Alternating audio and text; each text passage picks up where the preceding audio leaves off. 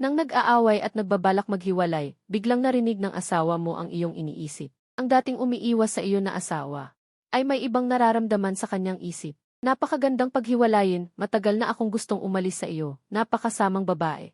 Pagkatapos ng diborsyo, uwi ako sa aming probinsya para mag-asawa ng 5 o 6 na maliliit na kasambahay para magsilbi sa akin. Hihintayin kong mabalot ka sa pag-ibig at makasalubong ka na parang pambawi. At noong nalaman ng iyong sihi na asawa ang tunay mong iniisip, pusang binawi niya ang kanyang desisyong makipagdiborsyo. Dahil biglang nalaman ni Ikingyu, ang iyong asawa, na ang sarili niyang asawa, ang kanyang sekretary. At maging ang kanyang tiyahin ay naghanda na ng kasal nila at sabik na naghihintay na maging single ka muli. Para agad makasal kayo, si Ikingyu, para manatili ka sa tabi niya, ay hindi lang handang ibigay sa iyo ang kanyang bilyon-bilyong yaman, kundi pati na rin ang araw-araw na pagbibihis. Para halikan at yakapin ka. Ngunit ayaw mo pa rin na makasama pa siya. Sa halip, nagsisikap kang makipagdiborsyo sa kanya dahil lang nag-transmigrate ka sa isang e-novel. Bagamat bata, maganda, at sapat ang yaman ng iyong asawa para sa ilang buhay mong pagkain at pamumuhay, ang iyong asawa ay isang kontrabida. At siya pa ang kontrabidang malapit ng makulong. Kailangan mo nang makipagdiborsyo. Naaalala mo na nakasulat sa libro na ngayon ang araw na uwi ang iyong asawa, si Ikingyu, at magdedeklara ng diborsyo. At ang tanging problema sa ngayon ay ang paghahati ng ari-arian, dahil hindi kayo pumirma ng prenuptial agreement noong nagpakasal kayo ni Ikingyu. Naaalala mo na nagsimula sa real estate ang Yishai Group. 3 taon na ang nakalipas, ang ama ni Ikingyu, dahil sa maling pamamahala, ay naging target, bumagsak ang daloy ng pera, at bumagsak ang stock market. Sa sandaling ito, humingi ng tulong si Ikingyu sa kanyang childhood sweetheart at fiancé, si Lingjai. Umaasa siyang matulungan nito ang Yishai. Ayon sa kasunduan, pagkatapos ng engagement, magsasagawa sila ng restructuring ng mga ari-arian. Ngunit si Lingjai ay umalis ng bansa. Lumabas pa sa balita, muling bumagsak ang stock ng Yishai. Si Ikingyu, na nag-aaral ng sining, ay dito naghanap ng kasal kay Songyang, ang ultimate lickdog na kanyang nakilala sa loob ng 4 na taon ng kolehiyo, upang makapaghatid ng magandang balita at mailigtas ang krisis. Malamang alam niyang malapit nang bumagsak ang Yishai, kaya hindi siya takot na mapagsamantalahan ni Songyang. Hindi rin humiling ang pamilya iyan na pumirma ng prenuptial agreement si Songyang. Pagkatapos mong ayusin ang lahat, umupo ka doon na walang magawa. Ang tanging nakakainis ay ang paghahati ng ari-arian. Hanggat hindi kinukuha ni Ikingyu ang iyong personal na ari-arian, kahit ano ang mangyari ay tatanggapin mo. Dito, bumukas ang pinto at narinig ang boses ng pagbabalik, na may kasamang pagod ngunit magandang tinig. Binuksan mo ang pinto at pumunta sa sala. Sa may pintuan, isang babaeng nakasuot ng itim na corporate attire, at may salamin na may gold frame at mahabang binti. Ang babae ay bumati, "Welcome home." Ginaya mo ang naunang persona, na nagpakita ng malumanay ng ngiti. Tumingala si Ikingyu, bahagyang nagbago ang kanyang tingin. Tumango siya at walang sinabi, naglakad patungo sa sofa sa sala. Nagsalin ka muli ng sopas na may pulang jujube at goji berries para sa pagpapalakas ng dugo at ki at inilagay sa harap ni Ikingyu. Ngayon ay ang iyong buwanang dalaw. Kaya huwag kang uminom ng kape. Uminom muna ng sopas na pampalakas ng dugo at ki. Pupunta na ako para magprito. Kakain tayo sa loob ng kalahating oras. Nang maghahanda ka ng umalis, hinawakan ka ni Ikingyu. Teka, sumilay ang kagalakan sa iyong mga mata. Nagkunwari kang nagtataka, bakit? Ito ba ay para pag-usapan natin ang diborsyo? Nagkaroon ng sandaling pagtataka si Ikingyu. Bakit kakaiba ang sinasabi ni Songyang ngayon? Tila wala sa lugar ang mga salita. Ngunit hindi ito pinansin ni Ikingyu. Hindi naman ito malaking bagay. Ngunit sa tabi ng sofa, ay nagpatabi siya sa iyo. Tiningnan ni Ikingyu ang iyong kaibahan kay Lingjai, ang malambot at maaraw na mukha na may malinaw na linya. Dahan-dahan niyang sinabi, bumalik na si Lingjai. Lumapit din sa akin ang pamilya Lin ngayon. At humihiling na kanselahin ang ating kasal. Kaya magdiborsyo na tayo. Nahirapan ka sa loob ng 2 taon. Bilang pasasalamat, maaari kong ibigay sa iyo ang bahay na ito. Bukod pa roon, magbibigay ako ng karagdagang 100 milyon. Ano sa tingin mo? Sumilay ang pagkakasala sa mga mata ni Ikingyu. Naramdaman niyang medyo nagkasala siya sa iyo. Kung hindi niya noong una hinanap si Songyang para magpakasal, dapat ay nasa kasino na ngayon si Songyang. O kaya naman ay naglalakbay abroad. Sa teorya, si Ikingyu, para makabawi, ay dapat na alagaan si Songyang habang buhay, para hindi siya mag-alala. Ngunit bumalik na si Lingjai. At malinaw kay Lingjai na ang dahilan ng kanyang pag-alis 2 taon na ang nakalilipas ay hindi sinadya. Ito ay kapalit ng pagpapahintulot sa pamilya Lin na tumulong na malutas ang pag-atake. Kaya ang magagawa lamang ay ang pinakamahusay na pagbabayad. Song Yang, napakagaling mo. Inihintay ko lang ang sinabi mo. Natuwa ka sa loob-loob mo, ngunit hindi mo ipinakita kahit kaunti. Para hindi magtaka si King Yu. Nagkunwari kang puno ng luha ang iyong mga mata. Tulad ng isang asong sumasamba, King Yu, wag mo akong iwan. Kung hindi, hindi ako mabubuhay. Salamat sa pag-iwan mo sa akin. Sino ang maglalaba at magluluto para sa iyo? Sino ang maghahanda ng iyong mga pangangailangan? Sino ang magliligpit ng iyong kwarto at magpapainit ng tubig para sa iyong paliligo? Sino ang magmamasahe sa iyong mga paa? Napakamayaman at napaka-sweet dog. Nagpupumiglas ka sa loob. Medyo nalilito si King Yu. Narinig niya kanina ang masayang pagdiriwang, pero hindi niya ito nakita. May pagbabago ba sa iyong ekspresyon? Akala ni King Yu baka nagkamali siya. Malinaw na si Song Yang ay nananatiling. Parang asong matamis na hindi mabubuhay kung wala siya. Kaya nagpa siya si King Yu na sabihin ang totoo. Mahinahon mong sinabi, pwede kang kumuha ng kasambahay para magluto at mga pangunahing pangangailangan. Ay pwedeng ipadala ng mga brand supplier ng regular. Para sa foot massage, pwede kang kumuha ng professional na masseuse. Wala ka namang hindi mapapalitan. Kaya maghihiwalay na tayo, di ba? Matapos ng 2 taong pagsasama, wala ka namang naibigay. May kislap ng pagkadismaya sa mga mata ni King Yu. Sa loob ng 2 taon, bukod sa paggamit ng koneksyon sa Ishai, nagbukas ka lang ng isang pabrika. Wala ka namang ibang negosyong naitayo, puro lang pambubulabog sa pamilya. Walang ambisyon na dapat taglayin ng isang lalaki. Si Ling Jai ay mas magaling sa bagay na ito, malayo sa iyo. Pagbalik niya mula sa ibang bansa, wala siyang sipag na dapat taglayin ng isang lalaki. Si Ling Jai ay mas magaling pa sa iyo ng 8 kanto sa bagay na ito. Bumalik lang siya mula sa ibang bansa. Agad siyang nagtayo ng isang kumpanya ng media at nang tanggapin niya ang negosyo ng pamilya, bumagsak ito. Nakalimutan mo na kung sino ang naglabas ng lahat ng ari-arian para tulungan akong bilhin ang 3 stock para mapatatag ang presyo ng stock market. Ngayong sigurado na si King Yu na narinig niya ng tama. Ang mga mata niya na nakatutok sa iyo ay sigurado na hindi ka nagsalita. Kaya ang narinig niya ay ang iyong iniisip. Sa sandaling ito, ang pananaw ni King Yu sa mundo ay bahagyang bumagsak. Tiningnan mo siya ng may komplikadong tingin at mahinang sinabi, Izu. Nais ko sa iyo ang kaligayahan sa hinaharap. Magsasaing muna ako. Ang kaligayahan ay mapupunta sa iyo, King Yu, na kasing lamig ng salamin. Hindi ka magiging masaya sa buhay na ito. Hindi ka gusto ni Ling Jai. Ang taong gusto ni Yin Yanshu ay tiyak na. Nakakakita ng iyong tunay na intensyon at nanunuya sa iyo. Hindi sulit para sa iyo ang dating ikaw. Napakatalino ng dating ikaw. Noong kolehiyo pa lang, nag-invest ka na sa isang dating software na binuo ng Fox Yao. Ang 00 San ay naging top earner. Pagkatapos mong ikasal kay King Yu, inihagis mo ang mga stock ng Fihu Bang Ishai sa stock market. Bagaman malaki ang kinita mo ngayon, panahon na iyon ng pagbagsak at pag-alis sa merkado ng Ishai. Gaano kalaki ang tapang na iyon? Ang resulta ay ang sinasabi mong hindi ka nakatulong. Nakakatawa talaga. Kung hindi para sa maayos na diborsyo bukas, iiwan mo na si King Yu ngayon. Sino ang gustong makisama sa iyong tulad na babae na traidor? Ang mga mata ni King Yu ay nakatitig sa likod mo. Kagabi lang, narinig niya ang iyong mga hinaing sa iyong isipan. Siya ay isang traidor na babae at gusto ni Ling Jai si Yin Yanshu. Alam niya si Yin Yanshu. Si Feng Hai ay ang bagong boss ng isang kilalang kumpanya ng pampaganda, sikat na sikat. Ngayon, kasama niya. Siya ay itinuring na isa sa 10 makonsensyang negosyante ng Feng Hai. Ngunit, hindi naaalala ni King Yu na nakilala ni Ling Jai si Feng Hai bago ito umalis sa ibang bansa. Bilang kanyang childhood sweetheart, lubos niyang alam ang mga karanasan ni Ling Jai. Tiyak na mahal ako ni Song Yang.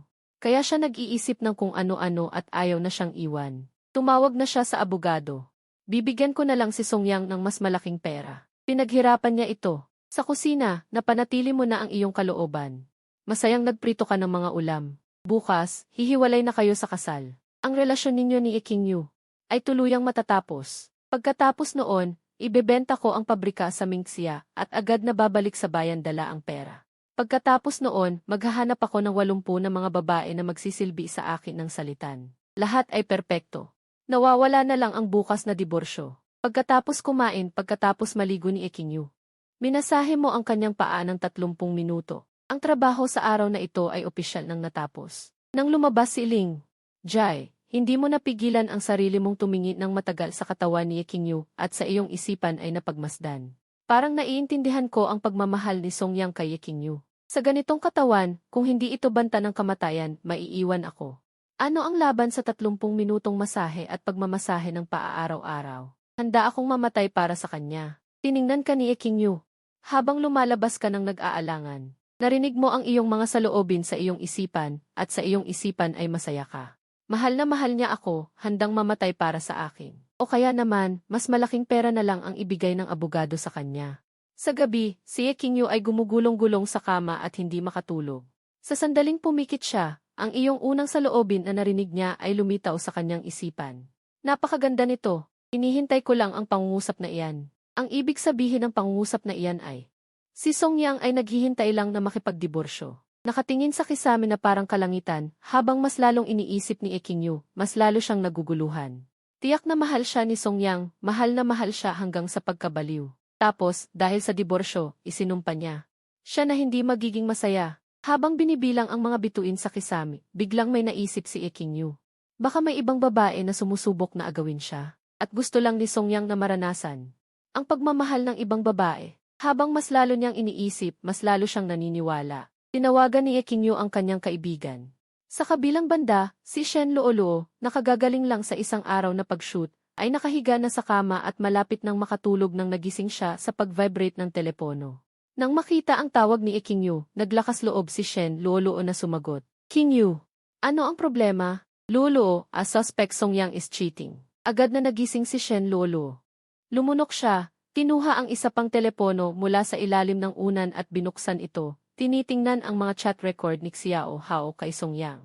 Narito ang iba't ibang uri ng pantulog na may itim at puting mga sapot. Ang pinakabagong larawan ay kuha kaninang araw, at ang nasa itaas ay isang eksena mula sa kanyang palabas.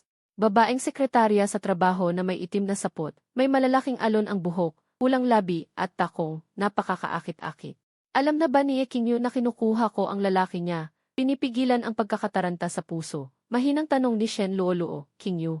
Paano magkakaroon ng affair si Songyang? Siya ang pinakahuling taong magkakaroon ng affair sa buong mundo, sigurado si Shen Luoluo.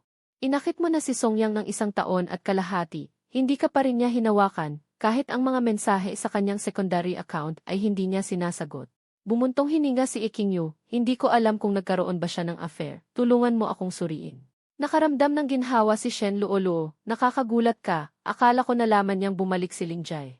Nais ng pamilya Ling na ipagpatuloy ang kanilang relasyon, umaasa silang makipag-divorce ako at muling pakasalan si Lingjai. At iyon ang sinabi ko kay Songyang ngayong araw. Sinabi niya na hinihintay niya lang ang sinabi ko, sa tingin mo mayroon bang maliit na babaeng kumukuha ng lalaki ko? Nalungkot na rin si Songyang, ngunit nahihiya siyang mag-divorce, upang hindi masira ang imahe niya bilang isang mabait na lalaki. Sinasadya niyang naghihintay na ako ang magsimula. Pagkatapos sabihin ang lahat, napansin ni Eking na walang tugon mula sa kabilang linya. Nakakonekta ako kay Lolo, bakit hindi ka nagsasalita? May nangyari bang masama? Nagkaroon ng kislap sa mga mata ni Shen Luoluo. Mabuting kaibigan, titigilan mo na ba si Songyang? Otomatikong tinapos ni Shen Luoluo ang hinala ni Eking dahil siya ang kumukuha ng lalaki niya. At nahirapang nag-isip si Shen Luoluo, tanging siya lang, kahit gaano pa siya kaprangka. Pangungot siya ng isang tao na may kapal ng mukha, dahil hindi ito magagawa ng iba, bawat araw kasama ang lalaking may asawa. Dahil ito ay asawa ng kanyang mabuting kaibigan, kaya si Shen Luoluo ay naghinala. Malaki ang posibilidad na nakuha na si Songyang, napalunok siya. Naisip ni Shen Luoluo, sapat na ang damdamin, King, kailan kayo magdi-divorce? Bumuntong hininga si Eking, Luoluo, ikaw muna ang magsabi, may kumukuha ba ng lalaki ko? Pagkatapos mag-isip sa pagitan ng pag-ibig at pagkakaibigan. Matatag na sinabi ni Shen Luoluo, King, tulad ni Songyang, na 2.5 taon nang umaasa sa ESA Group. At nagpapatakbo lamang ng maliit na pabrika, walang ambisyon, at nakatuon lamang sa mga pang-araw-araw na pangangailangan. Isang walang silbing lalaki sa kusina, ang lalaking nagluloko ay dapat putulin at itapon. Sige, sabihin mo sa akin kung kailan ang divorce. Pupunta ako doon para magpanggap na parang walang nangyari. Nabigla si Eking sa biglaang sigasig. Maingat na sinabi, Lolo, hindi ba ang payo ay magkaisa, hindi maghiwalay? Mahinang tinig ni Shen Luoluo na puno ng panibugho. Agad na sumigaw sa telepono, King, magising ka. Ang lalaking nagluloko ay hindi mapipigilan. Maliban kung ang taong niloloko ay ako. Hindi mo ako gusto, kaibigan, ano pa ang pinagdududahan mo? Tumingin si Eking sa kisame, biglang umupo at bumuntong hininga, naiinis lang ako. Paano niya ako niloko? Malamig na tumawa si Shen Luoluo, bakit hindi niya kayang lokohin? Ngunit sa loob ng 2.5 taon, hindi siya nagpadala kay Song Yang, mayroon pa rin siyang iniisip na ibang babae, isang lalaking duwag. Malalim na paghinga. Muling nagsalita si Shen Luoluo, kaibigan, pakinggan mo ang payo ko, mag-divorce na kayo, hindi tayo mag-aalala ng walang dahilan. Sabihin mo sa akin, kailan kayo magdi-divorce, pupunta ako doon para magpanggap ng lakas. Mahinang sinabi ni Eking Yu, bukas. Hindi ka makakapunta. Biglang lumaki ang mga mata ni Shen Luoluo. Agad siyang tumalon mula sa kama, kaibigan, huwag kang mag-alala, siguradong pupunta ako. Magbubuk na ako ng eroplano ngayon din. Pagkatapos isabit ang telepono, agad nag-message si Shen Luoluo sa direktor, i-film muna ang bahagi ng iba. Mayroon akong ilang mahalagang bagay na gagawin. Nag-message muli si Shen Luoluo sa kanyang ina, sa patuloy na pagsisikap ng iyong anak. Magdi-divorce na rin sa wakas si Eking Yu kay Song Yang, ihanda ang rehistro ng kasal, uuwi na ako ngayon. Sisikapin kong mag-divorce si Eking Yu bukas ng umaga, at papakasalan ko si Song Yang sa hapon. Mabuti na lang at tinanong ang anak kung ano ang nangyari. Lumabas na, bilisan mo at pakasalan si Song Yang. Sa kabilang banda, ang babaeng empleyado na namamahala sa paghahanda ng divorce agreement, si Zhao Zhenzhen, ay tapos na sa kanyang overtime. Paglabas niya ng opisina, nakasalubong niya ang isang babaeng may magandang hubog at nakasuot ng puting business suit. Nakayuko malapit doon, hawak ang isang folder, Sekretarya Jin. Hindi ka pa ba tapos sa trabaho? Mayroon akong naiwan sa kumpanya. Dumating ako para kunin ito. Pagkasabi ng Sekretarya Jin, nakuha na ang divorce agreement na gusto ni Bossye. Mapait na tumango si Zhao Zhenzhen, tapos na kayo, dalhin ito bukas ng umaga upang pirmahan ito ni Bossye at ni Boss Song. Tumango ang Sekretarya Jin, mabuti, bulong niya sa kanyang sarili, hindi na sayang ang 2 taon ng kanyang pagiging undercover. Tuloy-tuloy na sinabi kay Eking Yu, hindi kaakit-akit si Song Yang, at nagpapatakbo lamang ng isang maliit na pabrika. Nagpasya siyang umuwi ngayong gabi upang kunin ang rehistro ng kasal, at samahan si Eking Yu sa opisina ng pagpaparehistro ng kasal bukas. Pagkatapos ng divorce, hihilahin niya si Song Yang upang magpakasal. Dahil sa pagmamahal ni Song Yang kay Eking Yu, tiyak na magiging malungkot ang kanyang ekspresyon. Maaari niyang isingit ang kanyang sarili at makuha si Song Yang sa kanyang yakap. Naniniwala ang Sekretarya Jin. Sa kanyang pagiging banayad at maalaga, tiyak na mahuhumaling niya si Song Yang, at pagkatapos noon, ano pa ang masasabi ni Eking Yu? Lahat ay kanya. Nakahiga sa kama si Eking Yu, malapit ng makatulog. Napukaw ng malamig na simoy ng hangin. Pakiramdam niya ay tinitingnan siya ng isang makamandag na ahas. Si Song Yang para kay Eking Yu. Nang makita niyang makikipagdiborsyo si Song Yang, naging tanyag ito. Una ang kanyang bilyon-bilyong ari-arian. Malaking pagsulong sa teknolohiya, na kayang gumawa ng 3-nanometer chip sa malakihang produksyon. Naharang ng ibang bansa.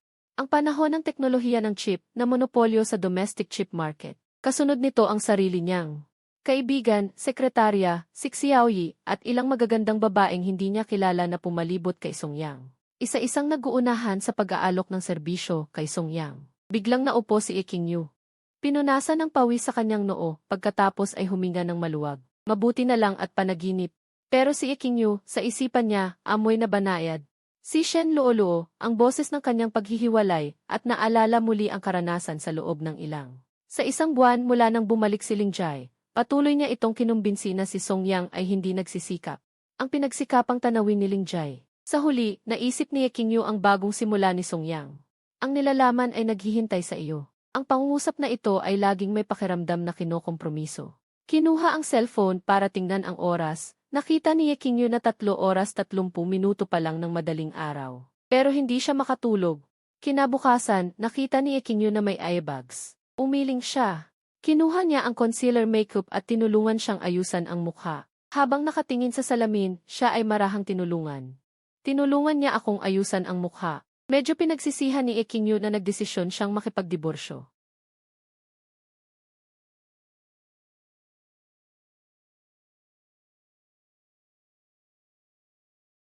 Hindi pinansin ni Eking Yu. Seryoso ang tingin ni Eking Yu. Bahagyang nanigas ang kanyang kilos. Sa isip nagagalit, hindi. Gusto kong makipagdiborsyo. Gusto ko talagang makipagdiborsyo ngayon. Kung hindi ka makikipagdiborsyo sa akin, paano ako makakahanap ng bata at magandang dalaga para makasama sa buhay? Sa labas, pagkatapos ng kanyang pagtigas, patuloy siyang marahang nag-aayos ng mukha ni Eking Yu at mahinang sinabi, King Yu, wala akong malaking kakayahan. Patawad sa pagkadismaya mo. Sa sandaling ito, sa mga mata ni King Yu, ay walang hanggang sigaw. Talagang nanloloko ka. Ang iyong bagong simula ay nagtaksil na sa iyo.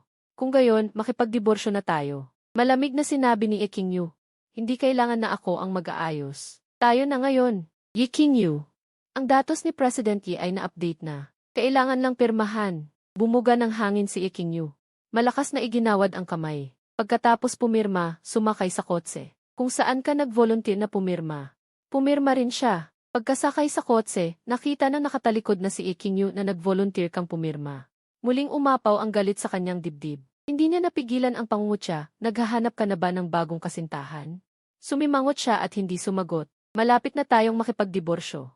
Si Yu at Lingjai, nagpapanggap si King Yu. Sa tabi, si Secretary Jin. Masayang kinuha ang divorce agreement. Magaling. Ang kotse ay matatag. Nagmamaneho patungo sa Civil Affairs Bureau. Ang kapaligiran sa kotse ay nakakahiya. Walang nangahas magsalita. Tila biglang napagtanto si King Yu. Nagtanong siya ng may pagtataka kay Secretary Jin. Bakit ikaw ang nagmamaneho ngayon? Sinulyapan ni Secretary Jin ang loob ng kotse. Kalmadong sinabi, sinundo ko na ang iyong ina. Nagtatrabaho ako ng sabay ngayon. Tumango si King Yu. Hindi na nagsalita pa. Sa labas ng Civil Affairs Bureau. Nang bumaba ka sa sasakyan, dalawang malalim na tingin ang nakatuon sa iyo. Nagulat siya. Bakit nandito si Lingjai at Shen Lolo? Sa labas ng Civil Affairs Bureau. May nakatayong gwapo at magandang babae. Sila sina Lingjai at Shen Lolo. Pagkababa ni King Yu. Nakita rin niya sila. Nagtataka rin siya, bakit kayo nandito?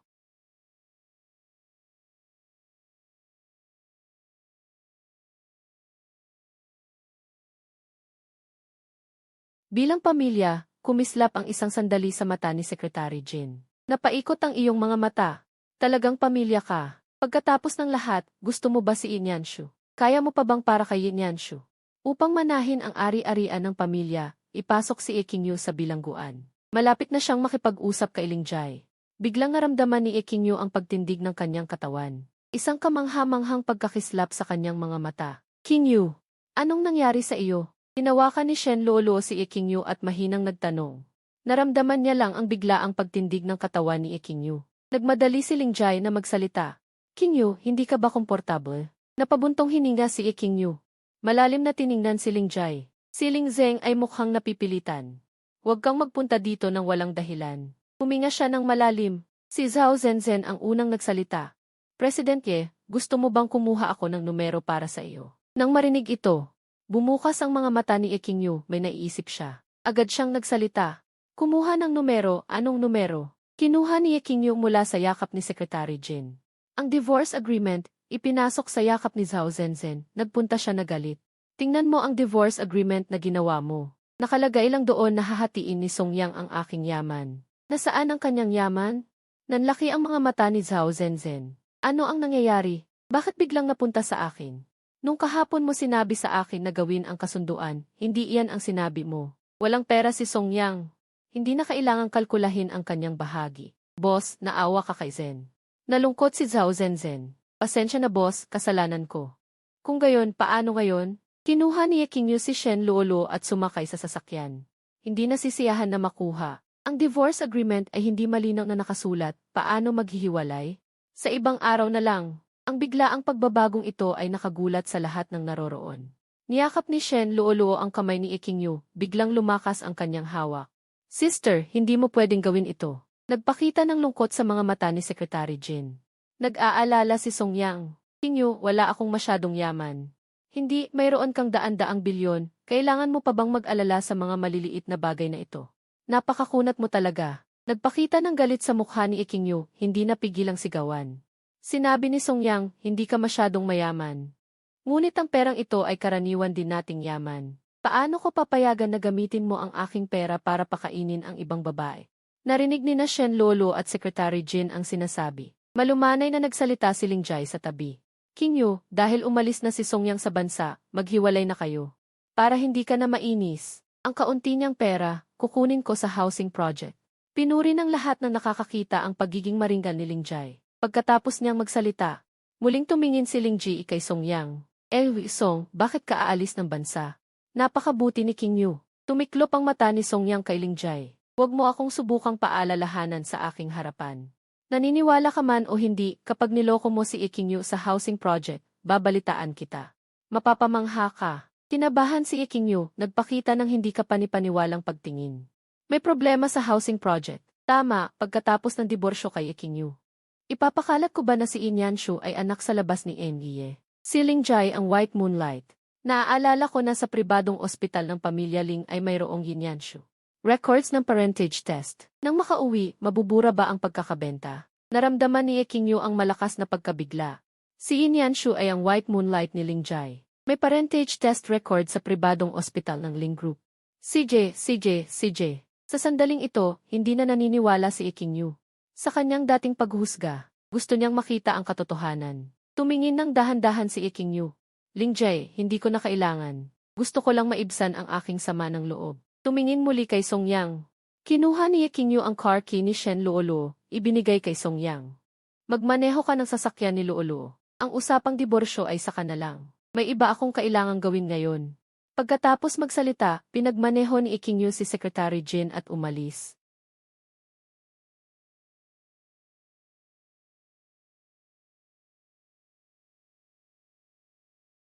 Nagtataka ang nasa tabi. Hindi siya mukhang nagmamalasakit sa pera. Nagsalita si Ikinyu na madilim ang mukha. Ayokong ipagasto sa iba ang ating pinagsamahang yaman. Pagkatapos, naisip ni Ikinyu ang video na napanood sa Ling family. Ang sixth sense ng babala sa negosyo. Hindi niya mapigilang tingnan si Shen Luoluo. Lolo, bakit ka ba nagmamalasakit sa aking diborsyo? Nabigla siya. Ngumiti si Shen Luoluo. Hindi ba't gusto kong mahanap mo ang iyong tunay na pag-ibig? Huwag kang maniwala, gusto ko lang ang katawan ni Songyang. Malungkot na bumuntong hininga si Shen Luoluo. Sa wakas ay naghintay ng pagkakataon na wala na naman ito. Naiimagine niya ang kanyang pag-uwi sa gabi. Ang kanyang ina ay sasaway sa kanya. Ang kanyang ina, ang 43 taong gulang na magandang babae.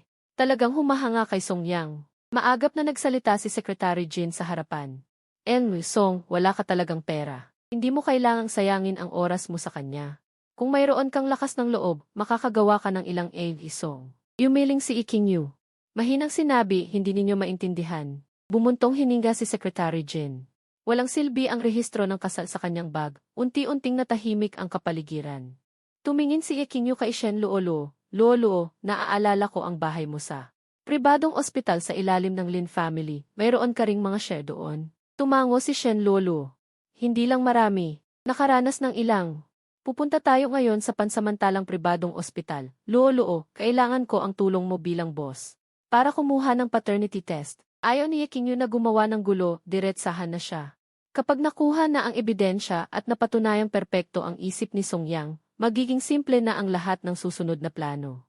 Ano man ang Dragon King, ang pagkalat ng chismis, ang pansamantalang plano. Mga hindi lehitimong anak, mga bitag sa proyekto, kaya niyang harapin lahat. Siya ang reyna na nagbalik sa E-Corporation mula sa bingit ng kamatayan sa loob ng 2.5 taon. May kumpiyansa siyang harapin ang lahat. Sa kabilang banda, si Songyang na walang alam sa mga kilos ni Ikinyu. At si Lingjai ay nakaupo sa tabi ng kalsada na naninigarilyo. Si Lingjai ang nagbigay ng sigarilyo at si Songyang na malungkot ang pakiramdam ay tumanggap. Kung walang nakakaalam, iisipin nilang magkaibigan talaga sila. Yang, napakahirap mo nitong 2 taon. Unang nagsalita si Lingjai habang nakasindi ang sigarilyo sa bibig ni Songyang. Malungkot siyang bumuntong hininga, talagang mahirap, masakit ang likod ko. Malaki ang pangangailangan ni Ikinyu. Kahit hindi niya alam kung ano ang layunin ni Lingjai sa pag-imbita sa kanya na manigarilyo. Nagpa siya si Songyang nasaktan muna siya sa puso. Malinaw na nanigas ang katawan ni Lingjai. Sila ni Ikinyu ay magkasama sa kolehiyo ng 4 na taon. At nagkahawakan lamang sila ng kamay, hindi siya pinayagan ni Ikinyu na halikan siya. Kasal. Sinabi ni Songyang na masakit ang likod niya.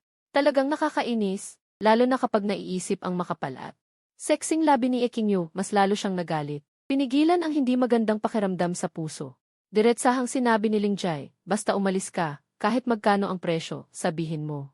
Nagningning ang mga mata ni Songyang. Dumating na pala, sa anuman sila ay magdidiborsyo. Kaya dapat siyang kumita bago umalis, isipin na lang na kumikita siya ng interes para sa nakaraang sarili. Bago umalis, dahil sinabi mo iyan, hindi na ako magpapakumbaba, 100 milyon. Uwi na ako mula kay Madam Ye. Tumawa ng mapait si Lingjai, sa mukha na iyan. Magdurugo, hindi napigilan ang panunuya, inakala ko na kukunin mo ang proyekto. Sa mga proyekto na kasing taas ng kanilang antas. Kapag nakuha mo ang isa, kikita ka ng ilang daang milyon. Narinig ni Songyang ang panunuya. At tumugon ang panunuya, natatakot ako na may mga bitag sa proyekto. Papasok mo ba ako doon? Nanigas ang puso ni Lingjay, kaya basta pumasok ang pera. Lilipat na agad ako at hindi na magtatagal. Iniipon ko ang iyong gabi. Sinagot ni Lingjay ang telepono. Little Madam Lin, masama ang balita. Si Madam Yi at Little Madam Shen ay pumunta sa ospital at nais nilang kumuha ng paternity test ni Nanyang Shu at Old Madam Ye.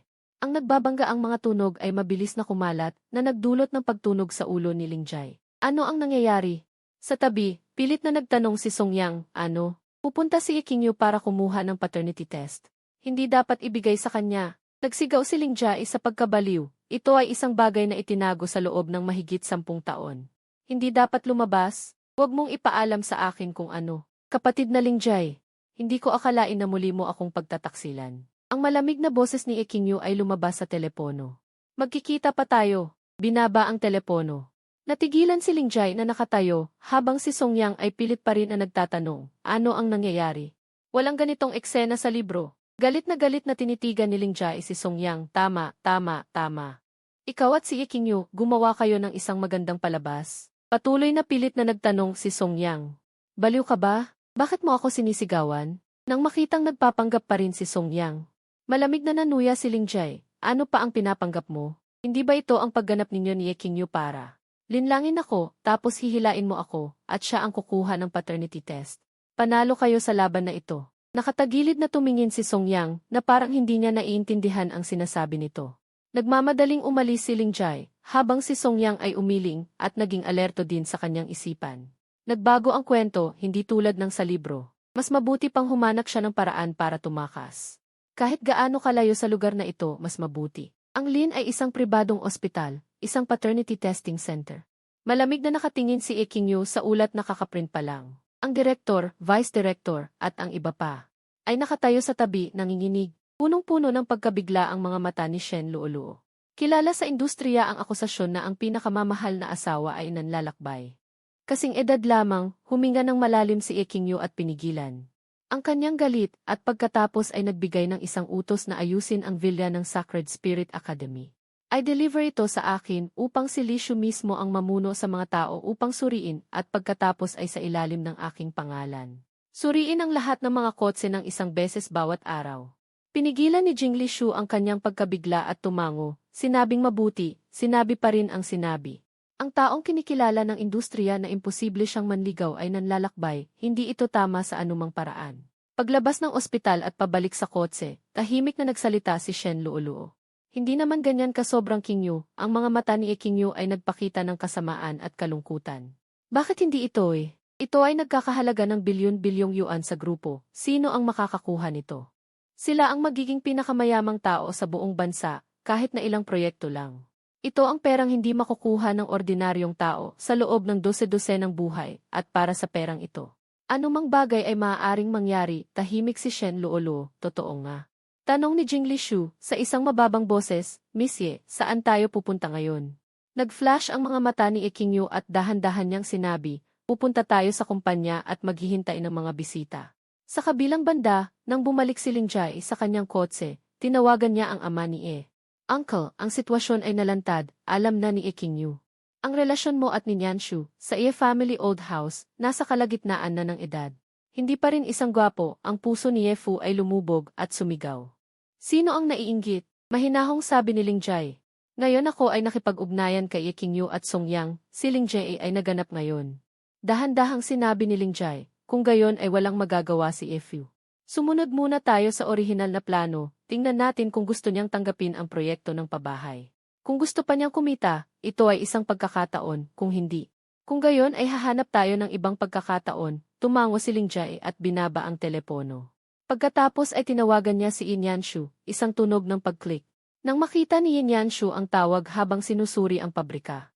Medyo nagulat, pinatay niya ito at naghanap ng silid. Nag-utos siya sa kanyang mga nasasakupan na lumabas, pagkatapos ay sumagot sa pamamagitan ng pag-click. Jaije, bakit ka nagbibigay ng tawag ngayon? Narinig ni Lingjay ang malambot at malambing na boses, na halos matunaw ang kanyang puso, ngunit hindi niya nakalimutan ang kanyang misyon. Si Ye Qingyu ay alam na ang iyong relasyon sa ama ni E.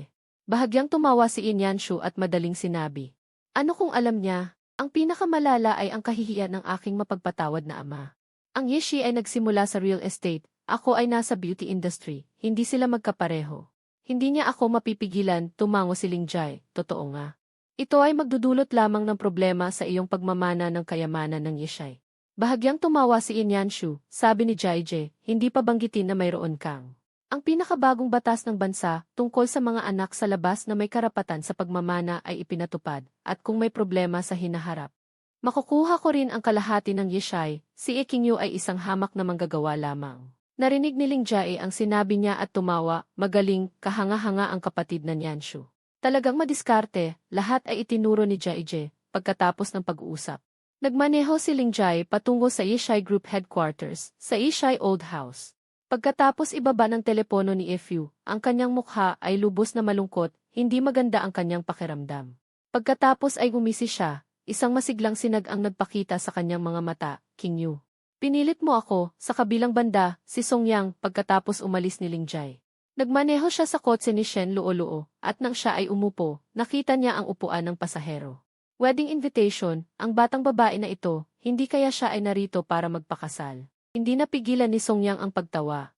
Kung gayon ang kasalanan ni Ye Qingyu ay malaki, inalis siya at hindi niya nakamit ang isang pag-ibig.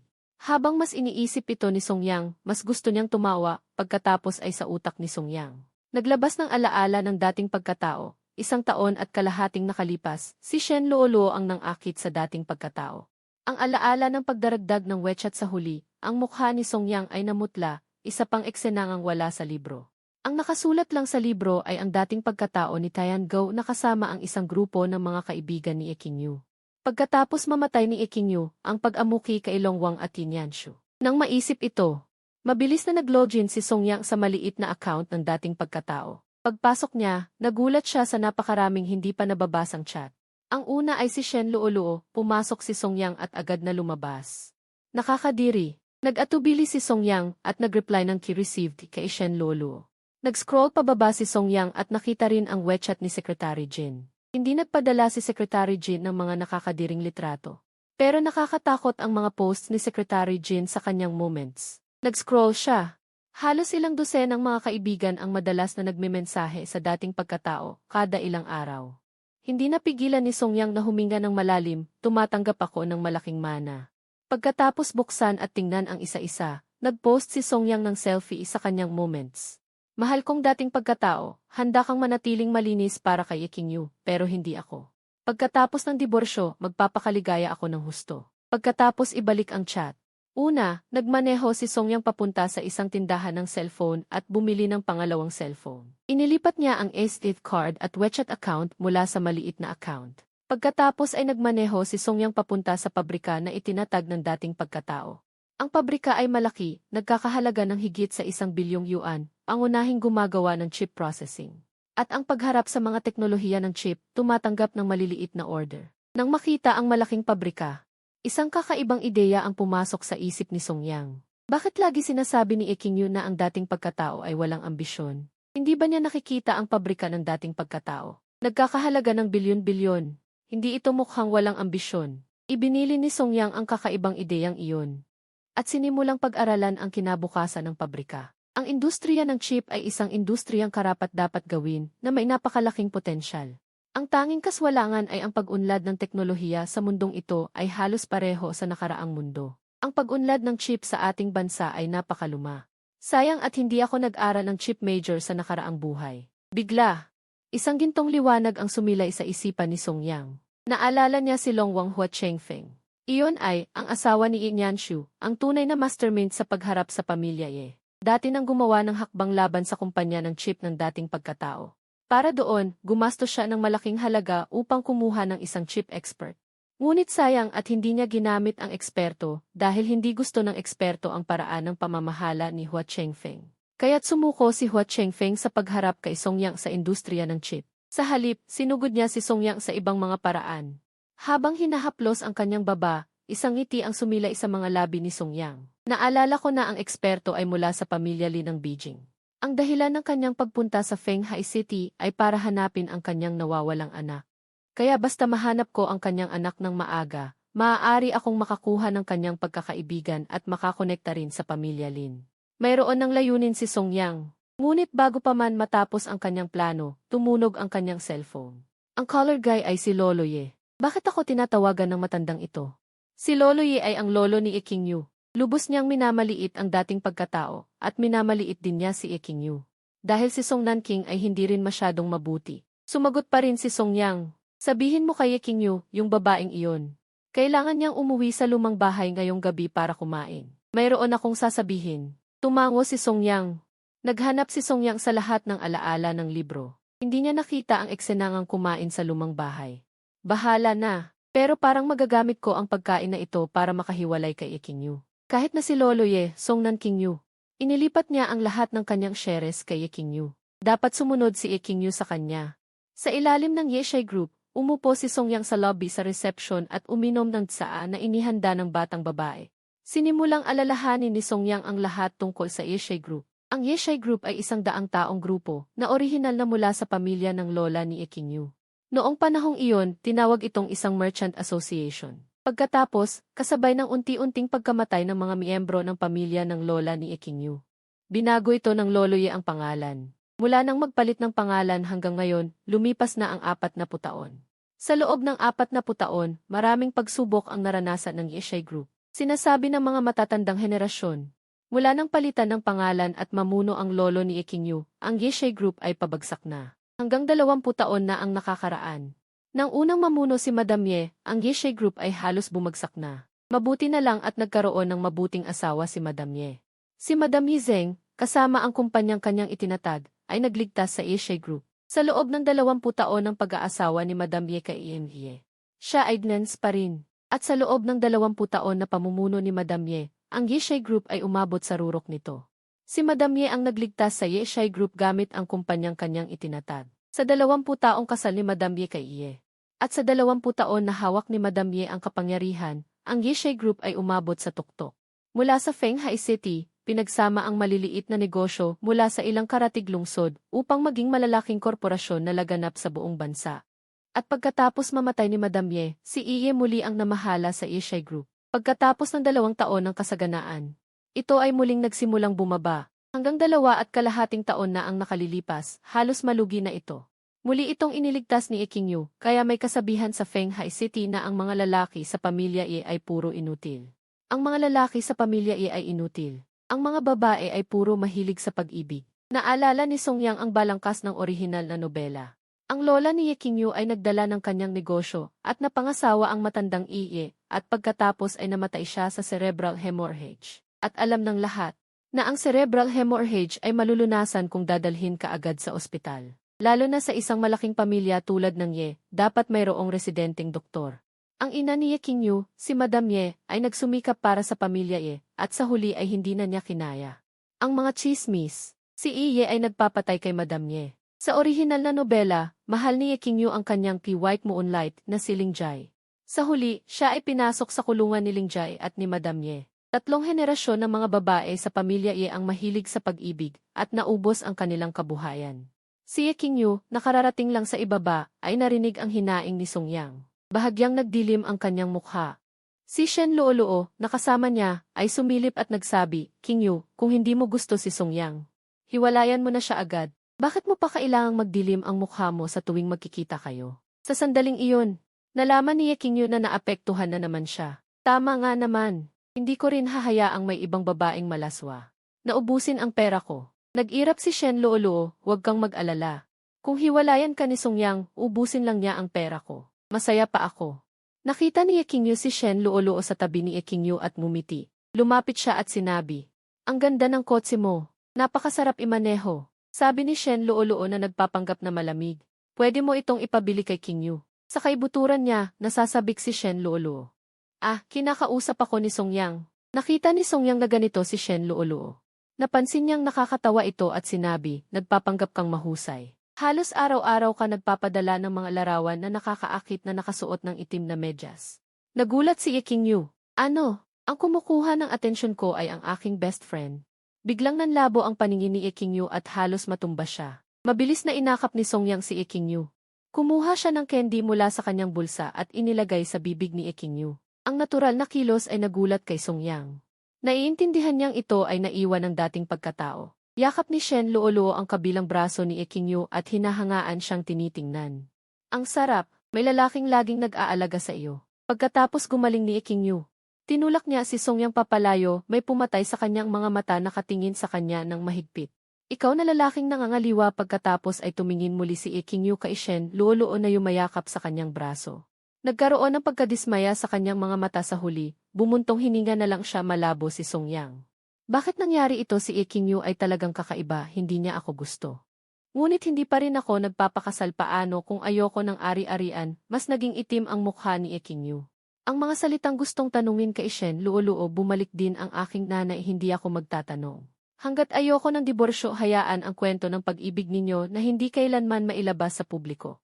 Mapapagod ko kayo isipin ito.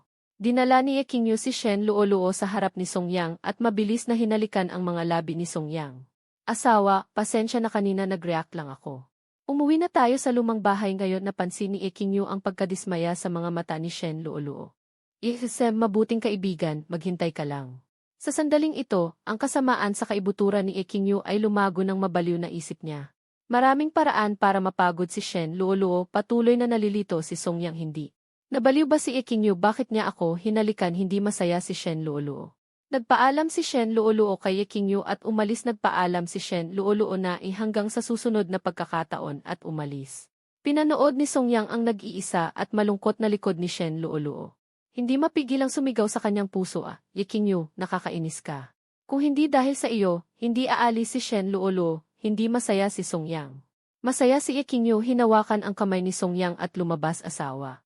Sakay tayo ng kotse pabalik sa lumang bahay para kumain, hindi kailanman mapagbigay si Ekinyu simula noong umalis ang kapitbahay 2 taon at kalahati na ang nakalipas. Hindi niya tinatanggap ang anumang pagtataksil, kahit na ang taong iyon ay ang kanyang desperado o tapat na kaibigan hindi rin pwede.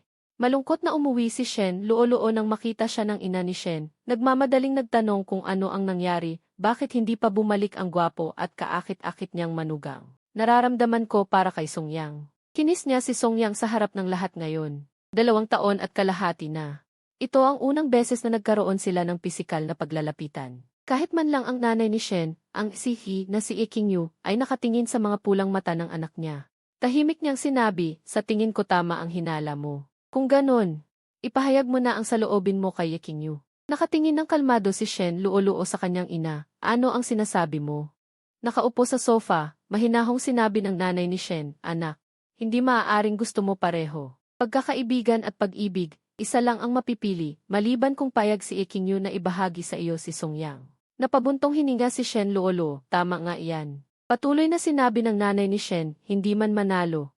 Hindi rin impossible. Naisip ng nanay ni Shen ang isang bagay at bahagyang umiti, ngiting reyna ng soro. Tumingala si Shen Luoluo, ano ang ibig mong sabihin? Pagtatagumpay na sinabi ng nanay ni Shen. Sinuri ko ang sitwasyon sa pagitan ni Songyang at Ekinyu, lalo na si Ekinyu. Ang imahe ni Songyang na ipinahayag niya sa publiko. At ang imahe ni Songyang sa ating paningin. Napansin ko na mayroong patuloy na nagpapalaganap ng ideya na hindi magaling si Songyang kay Ekinyu.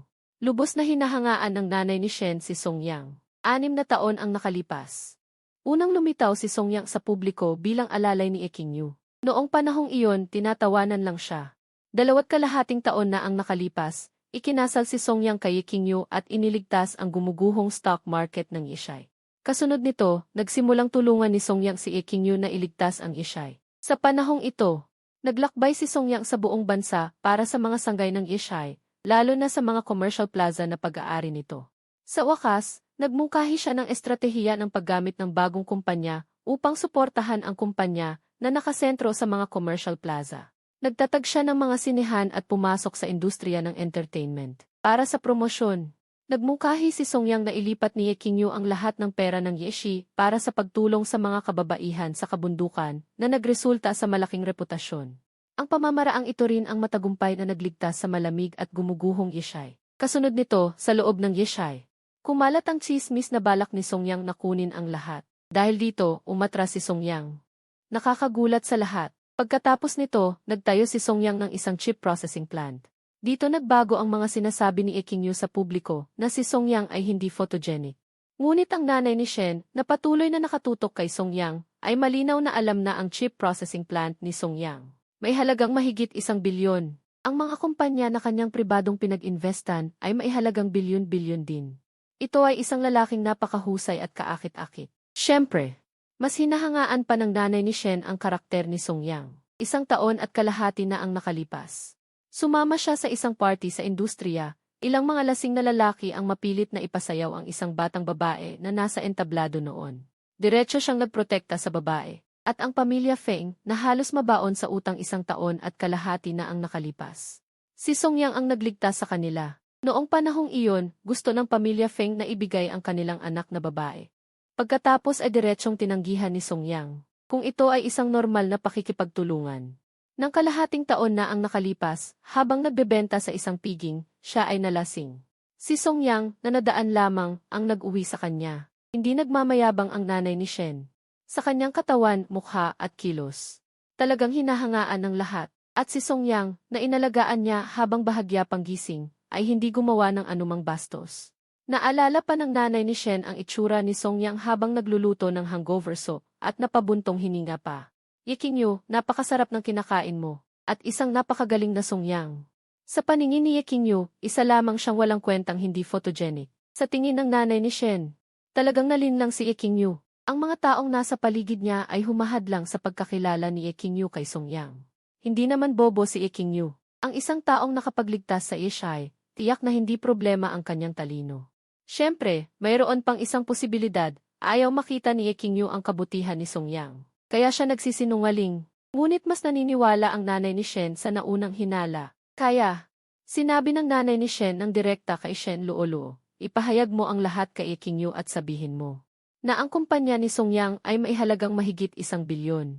Ang layunin mo ay hindi ang makuha si Songyang, kundi ang sumali sa kanila. Nagulat si Shen Luoluo, Nay, pinapagawa mo akong patpatin? Ninisihan ng nanay ni Shen, tanging sa pamamagitan ng paglapit kay Songyang mo siya maaagaw. Gayunpaman, nag-aalangan pa rin si Shen Luoluo, posible ba ito? Papayag kaya si Yekinyu? Mariing sinabi ng nanay ni Shen, siguradong papayag si Yekinyu.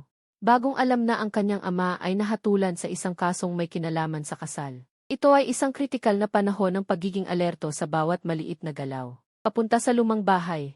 Nalulungkot na nagmamaneho si Songyang ng malaking sasakyan ni Yekinyu.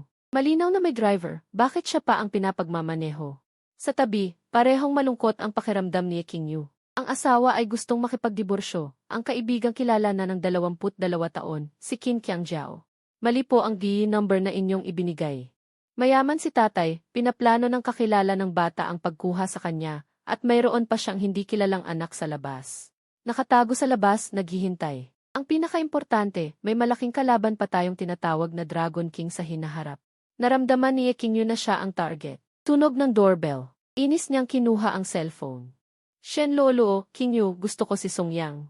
Taos puso. Sana payagan niyo akong sumali sa inyo. Napatawa na lang si Yekinyu sa inis. Sige na, sumali ka na lang sa amin, Shen Luoluo. Huwag kang magalit, sasabihin ko lang ang isang bagay. Ang chip factory ni Songyang ay nagkakahalaga ng higit 1 bilyon. Alam mo ba, agad na pinigilan ni Yekinyu ang galit sa kanyang dibdib. Ibaba ang cellphone, lumingon kay Songyang, at sinabing bawat salita. Magkano ang halaga ng kumpanya mo? Nagtatakang tumingin si Songyang kay Yekinyu. Bakit ka nagtatanong ng kung ano-ano? Natigilan. Hindi alam ni Yekinyu kung magkano ang halaga ng kumpanya ni Songyang. Hindi kaya sinusubukan niyo lang ako. Nagkaroon siya ng ideya. Tahimik na sinabi ni Songyang, mahigit 1 bilyon siguro. Nag-invest din ako sa mga kumpanya ng ilang kaklasiko. May gas refinery, ang aking bagong pabrika, at isang media company. Mga paisa-isang bahagi lang, kung pagsasama-samahin, mahigit 1 bilyon din ang halaga. Mayroon din akong mga shares sa Feng Corporation. Kung magdi-divorce tayo at paghahasyan ang yaman, isasama lahat yan. Gusto ko lang ng divorce. Naramdaman ni Yekinyu na parang sasabog ang dibdib niya. Kinuha ni Yekinyu ang cellphone at nagpadala ng mensahe sa manager niyang si. At sa batang si ng Feng Corporation ngayon, si Kuya Feng Fuyu. Gusto mo si Songyang? Kakauwi pa lang ng manager. Nag-alinlangan siya at sumagot. Opo, Missy. Gusto ko si Emil Song. Kung sa tingin niyo ay hindi pwede, magre-resign na ako. Pero legal ko siyang liligawan. Miss Ye, sana ay pagbigyan niyo kami.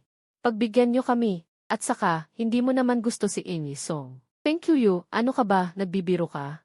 Paano ko magugustuhan ang lalaking tulad ni Amy Song na parang sisiw? Ang gusto ko lang ay mga lalaking tulad ni Ling Jae na kayang magbigay ng bilyong proyekto. Ang Feng Corporation.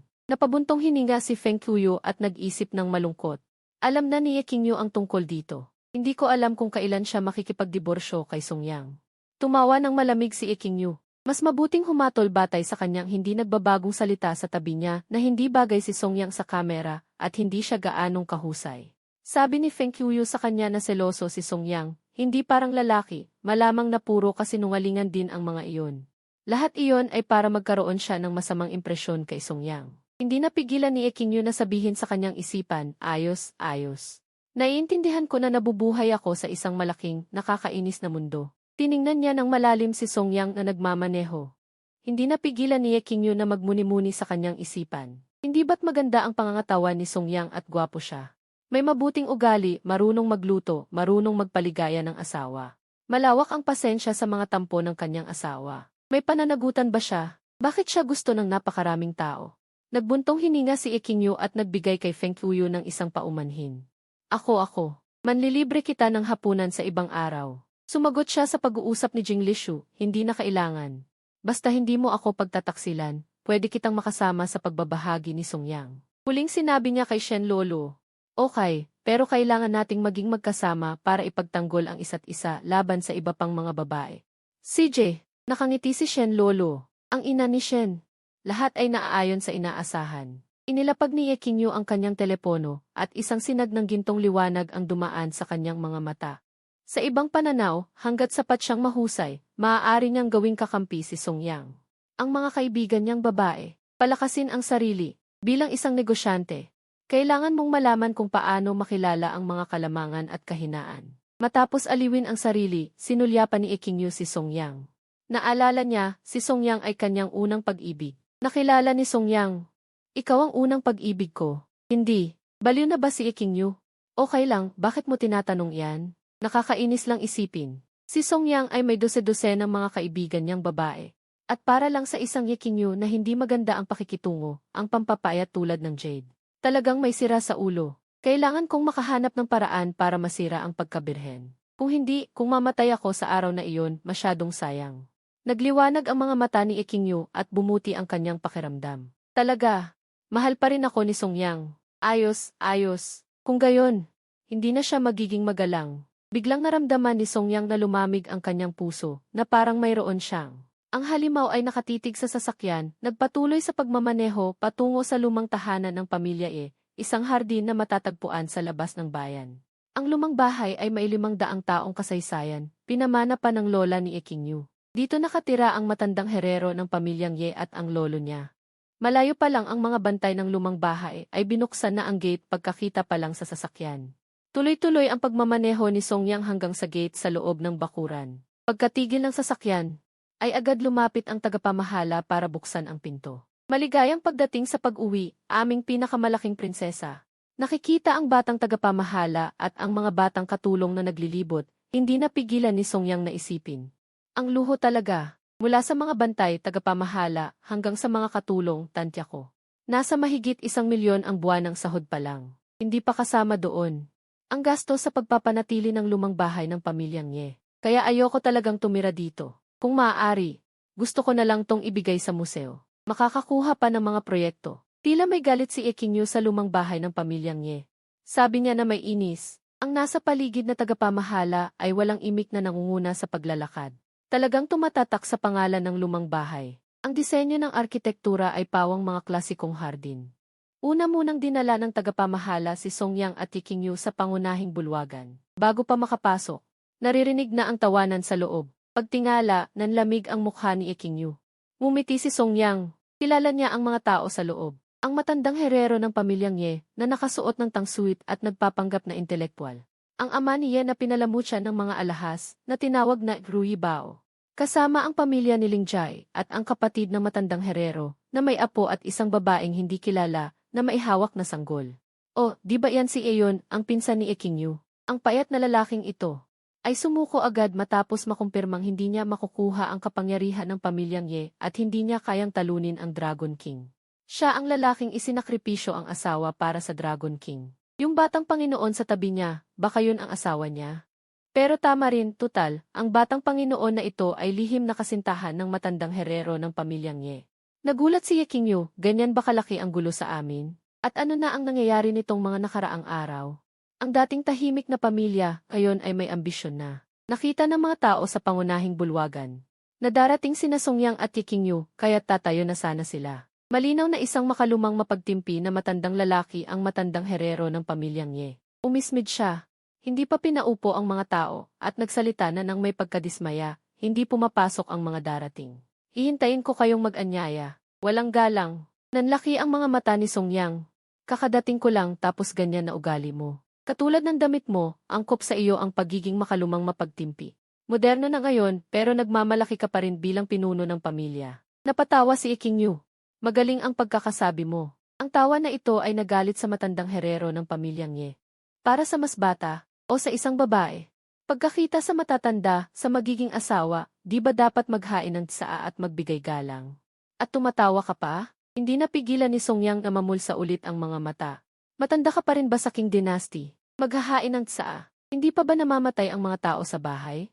Pero, iniisip na kailangan niya ang tulong ng matandang herero ng pamilyang Ye para makipaghiwalay kay Ye Qingyu. Nagpasya si Songyang na magtiis at sumang-ayon, tulad ng sabi ng lolo. Ngunit, kinakabahan si Songyang. Sa nobela, pagkatapos magsimula ang kwento, si Ye Qingyu ay agad na kinasuhan at nabilanggo. Paglabas niya, makikipaghiwalay na siya sa pamilyang Ye. Walang dugong koneksyon o kailang. Umaasa lang si Songyang na may pagmamahal pa si Ye Qingyu. Sa matandang herero ng pamilyang Ye, tutal, ibinigay na ng matanda ang mga shares kay Ye Qingyu. Sumulyap si Ye Qingyu kay Songyang, paano mo nagagawa na sa loob-loob mo ay nagmumura ka, pero sa labas ay sumusunod ka? Pero hindi ko magagawa iyon. Tinitigan ni Ye Qingyu ang matandang herero ng pamilyang Ye at hinawakan ang kamay ni Songyang, pumasok sa sala. Diretso sa harap ng nagulat na lahat at umupo at mabagal na nagsabi. Una, mag-aasawa na ako ng 3 taon. Saan pa nanggaling ang sinasabi mong magiging asawa? Pangalawa, ang babae ay naghahain ng tsaa at nagbibigay galang sa matatanda, dapat mayroon talagang matatanda.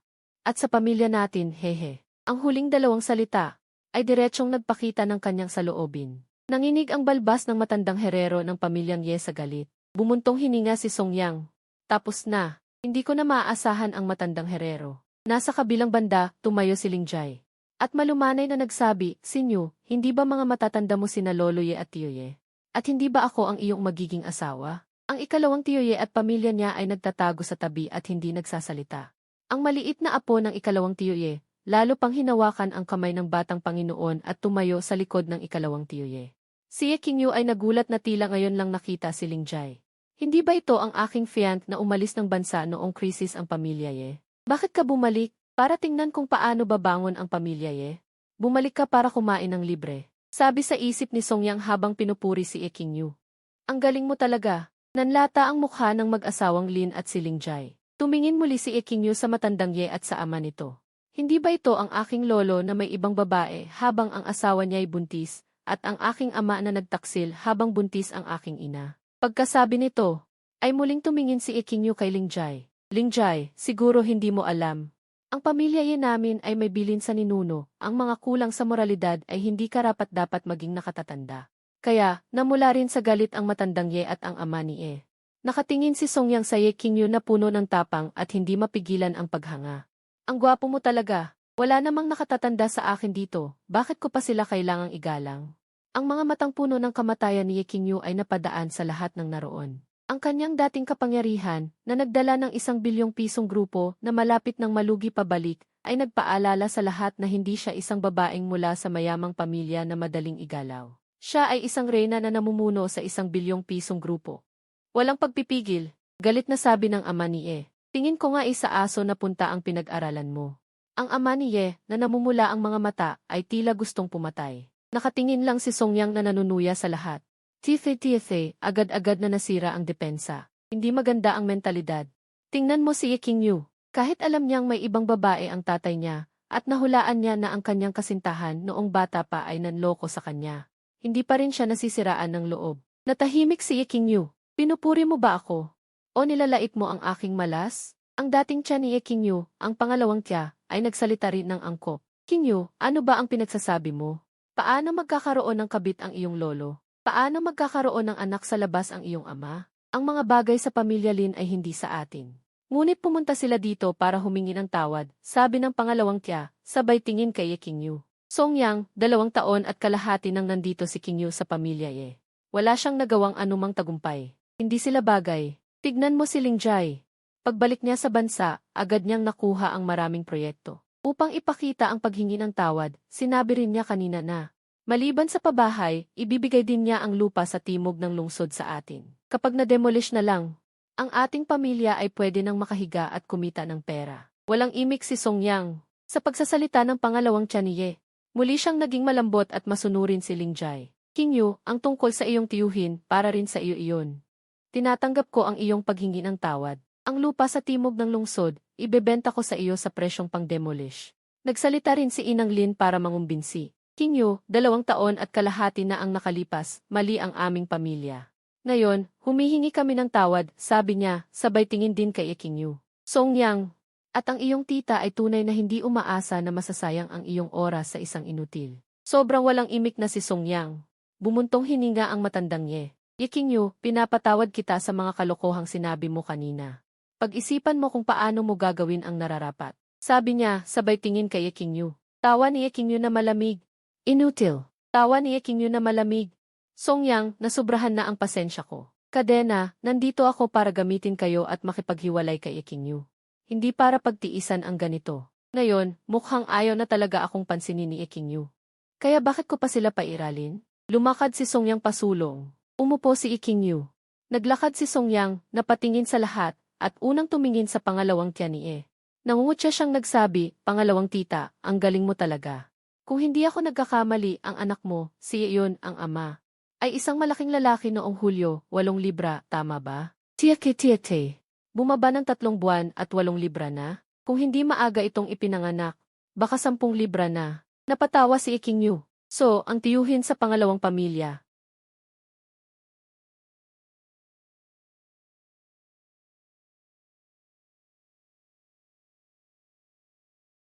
Ay may relasyon sa janitor. Habang nag-iisip sa isip, naging balisa rin si Songyang.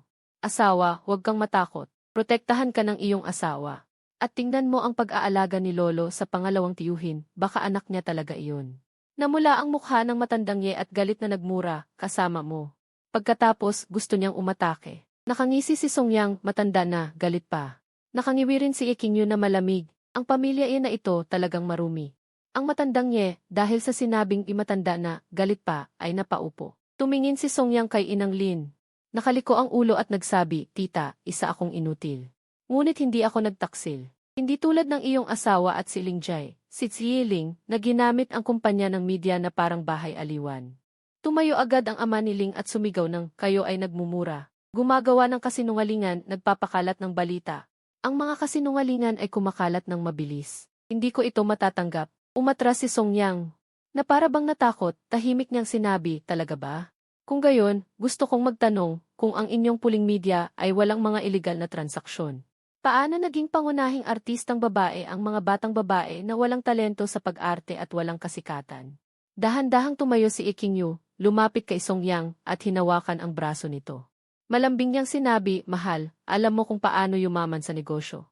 Hindi mo ba alam ang dating kasabihan ni Chairman Ling? Kung sino ang gusto kong pasikatin, siya ay magiging sikat. At kinabukasan ay lumabas ang balita tungkol sa eskandalo sa media company sa ilalim ng Ling Group. Ito ay bastos at marumi. Nais niling ama na manakit. Nais ding manakit niling ina. Tiningnan ni Lingjai sina Songyang at Yekinyu. Naintindihan niya.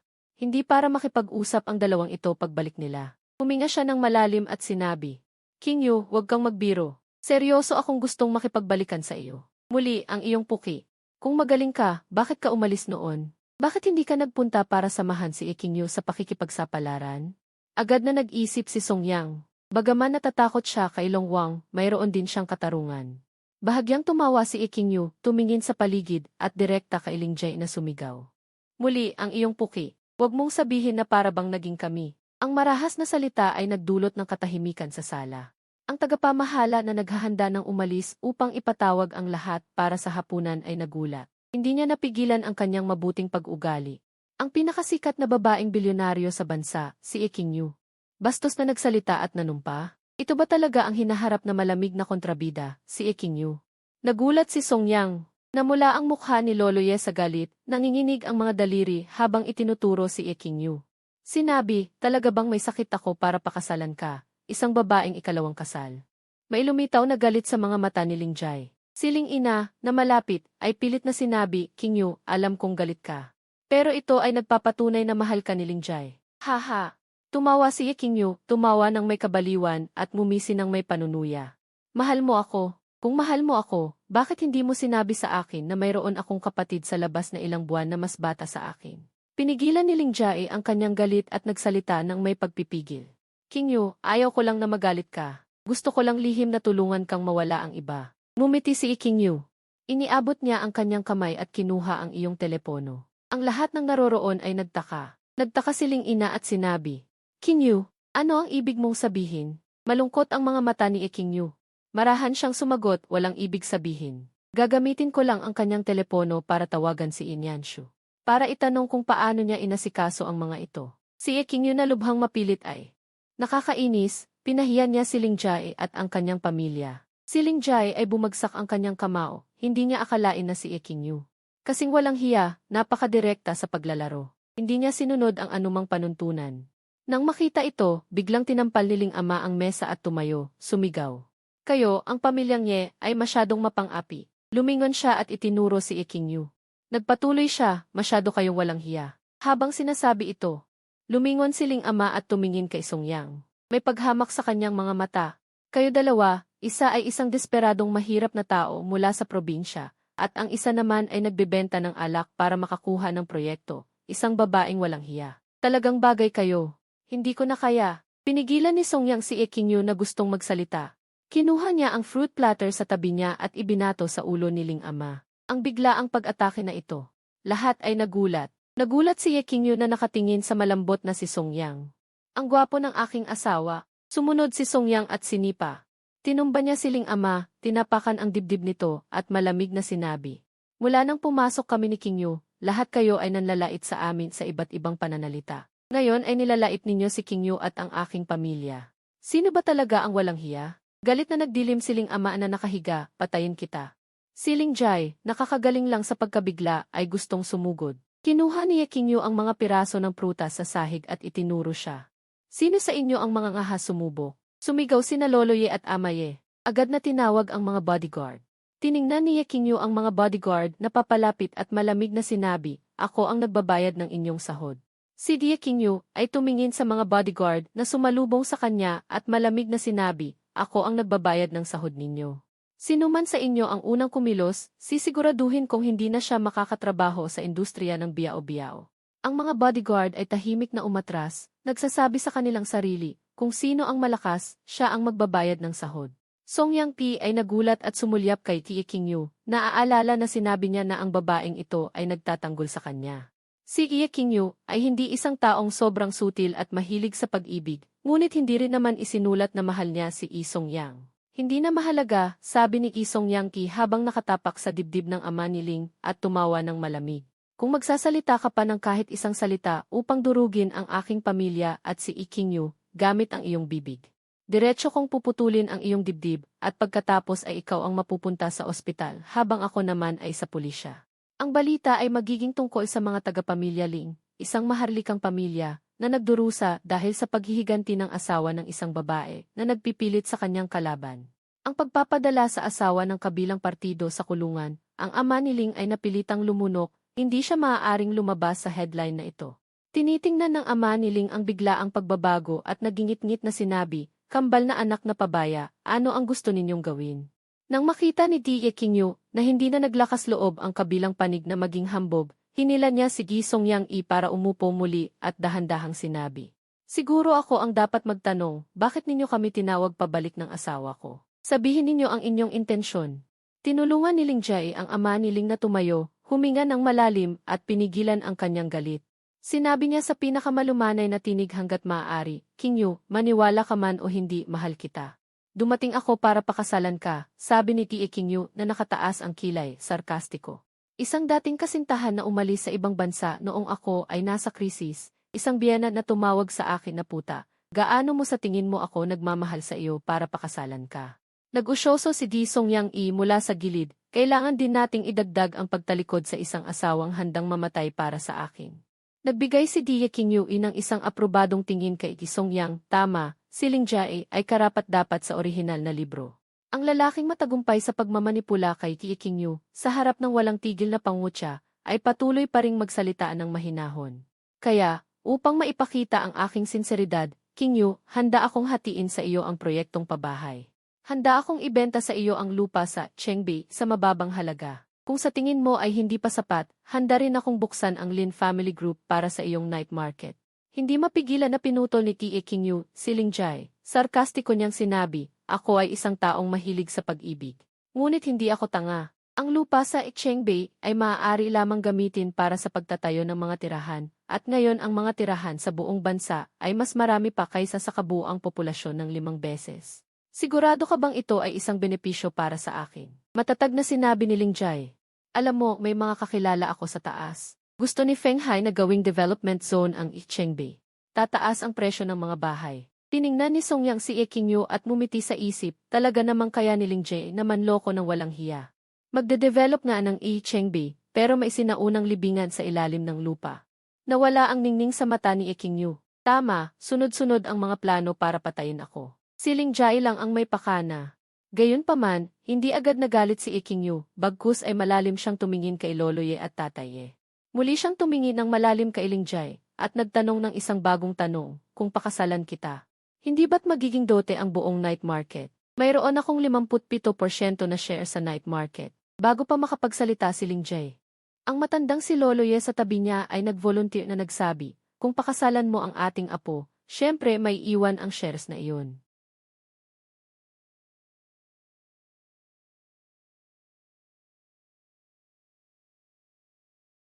Dahil ba si Xiao yun ay Ye Family's Nightingale? Tumikim ng mata si Songyang sa gilid, dahil hindi kayang manganak ni Eyon. Yung batang lalaki sa tabi niya, anak mo ba iyon? Malamig na tumawa si Qingyu. Bakit hindi ito ipinasa kay Eyon 2.5 taon na ang nakalilipas? Huwag mong isipin na hindi ko alam ang ginawa mo, matandang tuso ka. Halos bumagsak si Loloye at sinabi, ibigay mo sa akin ang lahat ng shares, at kayo na ang maglipat ng fixed assets. Naiwan akong mag-isa para lumaban. Ngayon, lumago na ang Ye Family. Pinatalsik mo ako at ibinigay ang Ye Family sa taong gusto mo. Kumislap ang pagpatay sa mga mata ni Qingyu. Nasa pangarap mo iyan. Hanggat nabubuhay si Qingyu, hindi niya ibibigay ang nasa kamay niya. Aalis na tayo. Pagkatapos malaman ang layunin ng pagtitipon na ito, tumalikod si Qingyu at umalis. Nahuli si Songyang sa likuran, tumingin kina Loloye at Tataye, at sinisi si Qingyu. Nagdilim na siya ng maaga, tapos na kayo. Naaalala ni Songyang na sa orihinal na nobela, hindi nagtagal matapos magdilim si Qingyu, nagkaroon ng aksidente ang dalawa sa Ye Family. Sa simula, inakala niya na dahil naroon si Qingqing sa Ye Family sa panahong ito, umaasa siyang papayagan nila si Qingyu na makipagdiborsyo. Sinisi na dismaya, nang malapit na silang lumabas sa pinto. Muling lumingon si Qingyu kay Ling Jae, at hindi niya ito tinapangan. Bago ako umalis, may sinaunang libingan sa ilalim ng lupa sa Chengbei, at beripikado mo bang ibinebenta ito? Nanginig ang mga mata ni Ling Jae. Tapos na ito. Mula ngayon, lubusan na siyang makikipagkahiwalay kay Qingyu. Nagulat si Songyang. Paano nalaman ni Qingyu? Ngumiti si Qingyu at sinabi, dahil mayroon akong cheat code na tulad mo. Nakatingin kay Qingyu. Pagkalabas nilang dalawa, narinig nila ang tensyonadong atmosfera sa loob. Sa gabing ito, pagod na sila. Tumingin si Ling Ji kay Iye at mahinang nagtanong, Lolo, ano na ang gagawin natin? Tiyak na hindi nagagana ang orihinal na plano. Tiningnan ni Iye si Ling Jae, humuni siya. Mapang-asar niyang sinabi, huwag kang mag-alala, ang Gizen noon. Mayabang siya noon. Hindi ba't ibinalik din niya ang mga shares? Sabi ni Iye na may karanasan siya. Kasabay nito, confidence na nagsalita si Iye. Ling Jae, huwag kang mag-alala, hindi matatapos ang ating kooperasyon. Hindi magiging sagabal si Qingyu. Tumango si Ling Jae. Ay, bakit ang gulo ng sala? Sa sandaling iyon, may pumasok mula sa labas. Nakaputing damit, parang nasa lawa. Isang dalaga na hindi nababahiran. Nakita ni Ling Jae ang dalaga, lumiwanag ang kanyang mga mata. Mahinang tinawag, Yiye. Lumapit si Giye na Iye upang salubungin ang dalaga. Si Iye ay umupo sa tabi ni Iye at mahinang nagsalita. Lolo, si ate ay labis na nagbigay para sa Ishay Group kaya siya nagalit. Hindi niya gustong isuko ang grupo. Kailangan natin siyang intindihin. Bumuntong hininga si Iye. Sa tabi, si Iye ay patuloy na nagsalita, Yiye, masyado kang mabait. Si Iye ay may masamang intensyon. Hindi siya karapat-dapat sa awa. Nagsalita rin si Iye, Yiye, hindi mo alam. Si Iye ay pinalaki ng mababang tao na si Izen. Si Izen ay puno ng ang kasakiman ng mga pulis. Si Iye ay gayon din sa isip ni Inyanshu. Bakit sakim ang mga pulis? Bakit mo binibigyan ng tatak ang mga pulis? Sa tabi, si Second Mistress Ye ay tahimik na nagsalita, okay lang si Inyanshu. May kakayahan siyang umintindi sa sitwasyon. Alam niyang hindi maaaring magmana ng negosyo ang babae. Mula pa lang sa simula, ibinigay niya ang lahat. Kay Xia Oyun. Tahimik ding nagsalita si Ina na Ilin tama.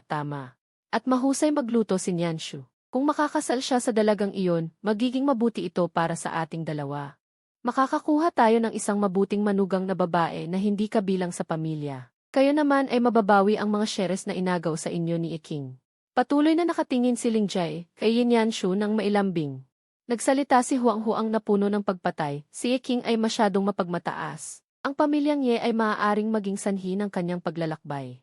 Maaaring maging sanhi ng pananahimik ni Inyanshu. Nagpasya na siya. Pagkatapos makuha ang gusto niya, lalayo siya sa mga baliw na ito. Ang pamilyang Ye at ang pamilyang Lin. Lahat sila ay itinuturing siyang pamilya. Sa mansyon, sina Songyang at Yiking. Nagsama sila sa dilim at paglabas ng bahay, hindi nila nakita ang kotse na nakaparada sa pintuan. Mas mahalaga ang tagapamahala at ang tatak ng mansyon. Nawala rin. Habang ang kampanilya ng 500 mo ay papunta sa parking lot. Naiinis sa sarili, tahimik na hinawakan ni Songyang ang kamay ni Iking. Mama.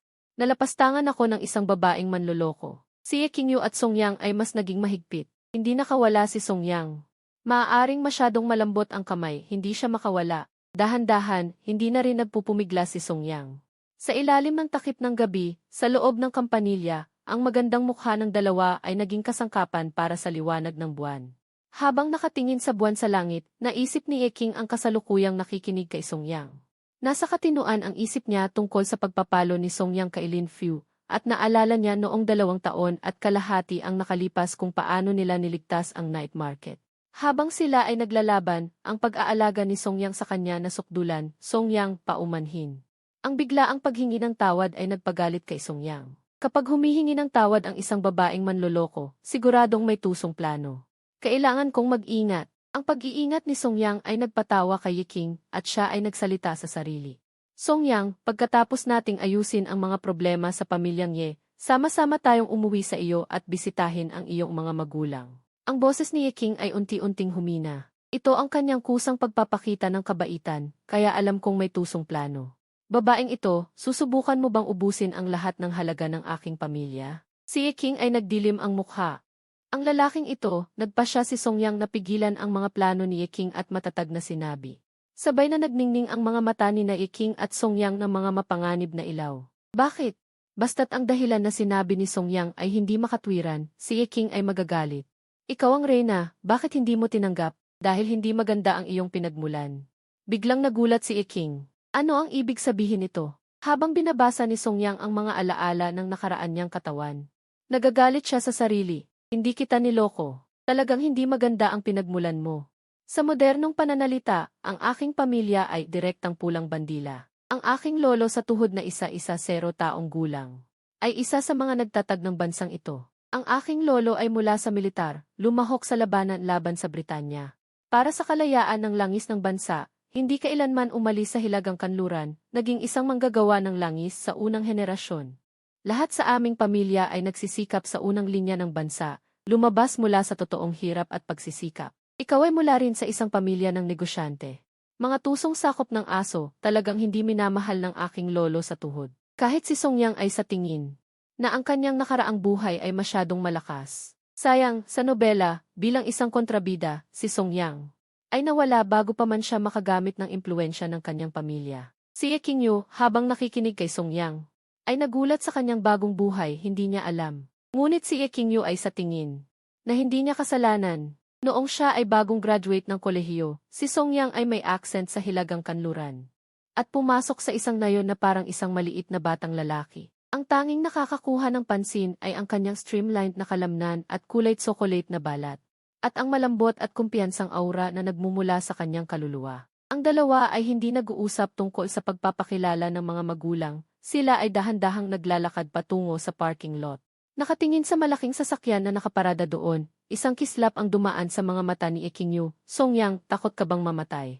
Gusto mo bang samahan akong pumunta sa Ghost Farmer Pass? Ayoko, sabi ni Songyang na may kakaibang ekspresyon sa kanyang mga mata. Ekingyu, ano ang sinasabi mo? Bakit napunta tayo sa Ghost Farmer Pass? Tumango si Ekingyu at tahimik na umupo sa driver's seat, ngunit determinado. Puta, ikaw, iiwan mo akong mag-isa dito. Babae, papatayin mo ba ako? Tinaasa ng mata ni Songyang ng mga mata. Sa tingin niya ay napakasama ni Ekingyu, matapos niyang muraan ang tiyuhin ni ang ama ni at marami pang iba. Tapos iniwan siya dito, hindi ba niya gustong mapagsamantalahan siya? Hindi na nag-isip si Songyang at umupo sa pasahero. Naantig si Ekingyu, talaga nga, ang tao ay hindi tinitingnan ang kanilang sinasabi, kundi ang kanilang ginagawa. Napakaantig ni Ekingyu nang makita niyang matapang na sumakay si Songyang sa kotse kasama niya. Habang paalis ang malaking sasakyan sa Ishe Manor, nagpadala siya ng mensahe sa kanyang tiyuhin sa gate. Sa kainan, ang tiyuhin niya na kumakain. Ay ngumiti sa ama ni mahinang tumango. Nagpadala ng mensahe ang ama ni Pagkatapos ay nagpakita ng isang magandang ngiti at sinabi kay Yun, kapag pumasok ka sa Ishai Group, kailangan mong magsikap ng husto. Ipakita ang iyong pinakamahusay na sarili sa iba, upang malaman nila na ang mga lalaki ng Ye family ay may talento. Sila ay tamad lamang makipagkumpetensya sa iba, at tinutukso ng industriya na umaasa sa kanilang mga asawa. Ito ay palaging sakit para sa mga lalaki ng Ye family. Tumingin muli si Elder Ye kay Lingjai, at sinabi ng may kabutihan, Xiaoji, ang ating dalawang pamilya ay magiging isang pamilya sa hinaharap. Kailangan mong mag-aral ng mabuti at kailangan mo ring tulungan si Yeon. Bahagyang tumalon si Inyanshu. Qinsheng Dao, ang iyong lolo, ang iyong ama, ang iyong nakababatang kapatid na si Ekingyu ay hindi pinapayagan si Yeon na pumasok sa Ishe. Kaya't sinasabi ang mga ito, hindi ba masyadong maaga? Tumawa si Elder Ye. Yeshu, Ekingyu, paano ang babaeng iyon na maging kaaway ko? Makakaya niya lang sumigaw ng 2 beses. Sa daan patungong syudad, naramdaman ni Ekingyu ang unti-unting pagkasira ng preno, biglang naalala niya ang nakita niya. Ang eksena ng aksidente sa kotse ng kanyang ina. Malakas na ulan, highway, basag na kotse. Malamig na bangkay. Songyang, takot ka bang mamatay? Walang pag-aalinlangang tiningnan ni Ekingyu si Songyang. Takot? Bakit biglang narinig ang ganoong tanong habang maayos ang pagmamaneho? Baka nasira ang preno. Tumawa si Ekingyu, nabasag ang preno. Nanlaki ang takot ni Songyang. Nagtatawanan ba tayo? Ang pagkamatay ni Ekingyu dahil sa pagkasira ng preno ay hindi pa mangyayari ng matagal. Bakit ito nangyayari ngayon? Lalo pang tumawa si Ekingyu. Nalaman niya na siya ay namatay dahil sa pagkasira ng preno. Parang upang maging angkop, biglang bumuhos ang malakas na ulan mula sa langit. Lumunok si Songyang, Diyos, papatayin mo ba ako? Diyos, kung magagawa mo, huwag mo akong hayaang mabuhay. Kung mabuhay ako, sisiguraduhin kong papatayin ko ang taong gumawa nito. Songyang, patawarin mo ako. Kung mabuhay ako sa pagkakataong ito, ibibigay ko sa iyo ang pinakamagandang bahagi ng aking sarili. Ang malaking sasakyan ay nabangga sa likuran. Mula sa malapitang tingin sa sasakyan, ito ay isang truck. Naggalit ang ngipin, malakas na hinigpitan ni Ekingyu ang manibela. Ang malaking sasakyan ay sumalpok sa barrier at lumabas sa pangunahing kalsada, papasok sa mga bukid sa magkabilang gilid ng kalsada. At tumakbo ng mabilis. Nagpasalamat si Ekingyu na hindi siya nagmamaneho ng mabilis. Nagpasalamat si Ekingyu na ang lumang tahanan ng pamilya ay itinayo sa labas ng bayan at may bahagi ng sakahan sa daan pauwi. Nagpasalamat si Ekingyu na bumuhos ang malakas na ulan ngayon. Ang basang lupa ay maaaring magpabagal. Ang tunog ng pag-iling ng sasakyan habang naririnig ang malalakas na sigaw ni Ekingyu. Biglang sumigaw si Songyang. Ito ba ay isang pambihirang pagkakataon upang makakita ng 2 tao na magkasama? Mula ngayon, ang masayang nakaraan ay magpapatuloy sa pangarap. Habang tinitingnan ang truck na bumaba at lumubog sa putik, nagningning ang kanyang mga mata sa kasabikan. Ang taong hinanap ng purong truck ay isa ring purong truck. Ang pagsunod mo sa akin ay nagpapatunay na may problema ka. Nakita ni Ekingyu ang traktor na nakaparada sa bukid at diretsong binundol ito. Natigil ang malaking eksena. Ang malakas na impact ay nagpakawala ng airbag na nagpalingon-lingon kina Ekingyu at Songyang. Pinilit ni Ye Qingyu na kunin ang kanyang cellphone. Nagpadala siya ng lokasyon kay Secretary Jin, saka siya nawalan ng malay. Isang ideya lang ang nasa isip ni Song Yang habang siya ay nawawalan ng malay. Hindi pa niya ito nalalabanan, ang sirena ng pulis ay dumaan sa gabi, si Secretary Jin ay kasama ang mga pulis at ambulansya na dumating sa tamang oras at dinala sina Ye Qingyu at Song Yang sa ospital. Sa gabing iyon, ang CC ng Kie Shai Group T na bagong halal at ang asawa ni Ye Qingyu na isa ring top 10 conscientious entrepreneur. Ang balita na si Song Yang ay naaksidente at nasa ospital ay lumabas sa Weibo at ito pa ay.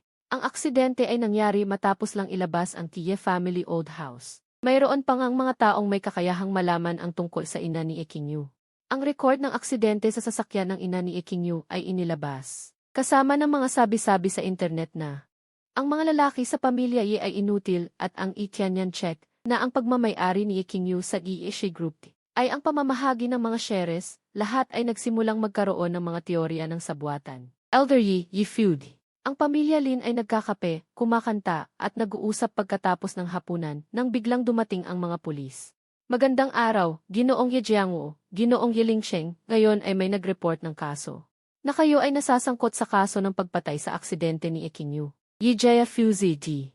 Ang lahat ng nasa Kie Shai Old House ay muling naging trending sa balita sa buong magdamag at maging ang mga paparazzi ay nakakuha ng mga larawan. Ang pamilya Lin at Ye Tingshu na lumalabas mula sa Kie Shai Old House sa isang iglap. Ang lahat ng uri ng mga chismis ay lumabas sa internet. Ang malalaking marketing account ay nagsimulang magtrabaho sa buong magdamag, ito ay hype. Kahit na wala pang bumibili ng press release, maaari na nilang gamitin ang teorya ng sabuatan upang makakuha ng pansin. Sa umaga, nagising si Ye Qingyu sa kanyang kama sa ospital, at ang una niyang nakita ay si Secretary Jin at Shen Luoluo na hindi natulog buong gabi. Nakatingin sa dalawa, napangiti si Ye Qingyu, kahit na kinagagawan niyo ako ng lalaki. Kayo pa rin ang aking mabuting mga kaibigan. Nawala agad ang malungkot na pakiramdam ni Shen Luoluo.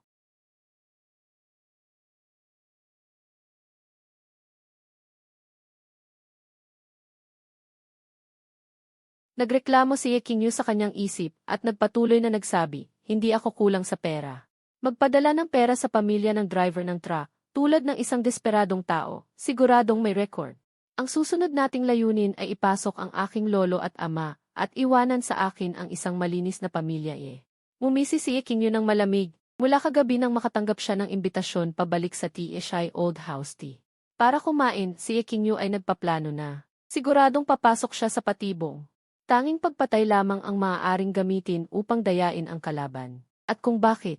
Dahil pinaghihinalaan ni Ye Qingyu na ang aksidente sa sasakyan ng kanyang ina ay sinadya. Wala siyang ebidensya.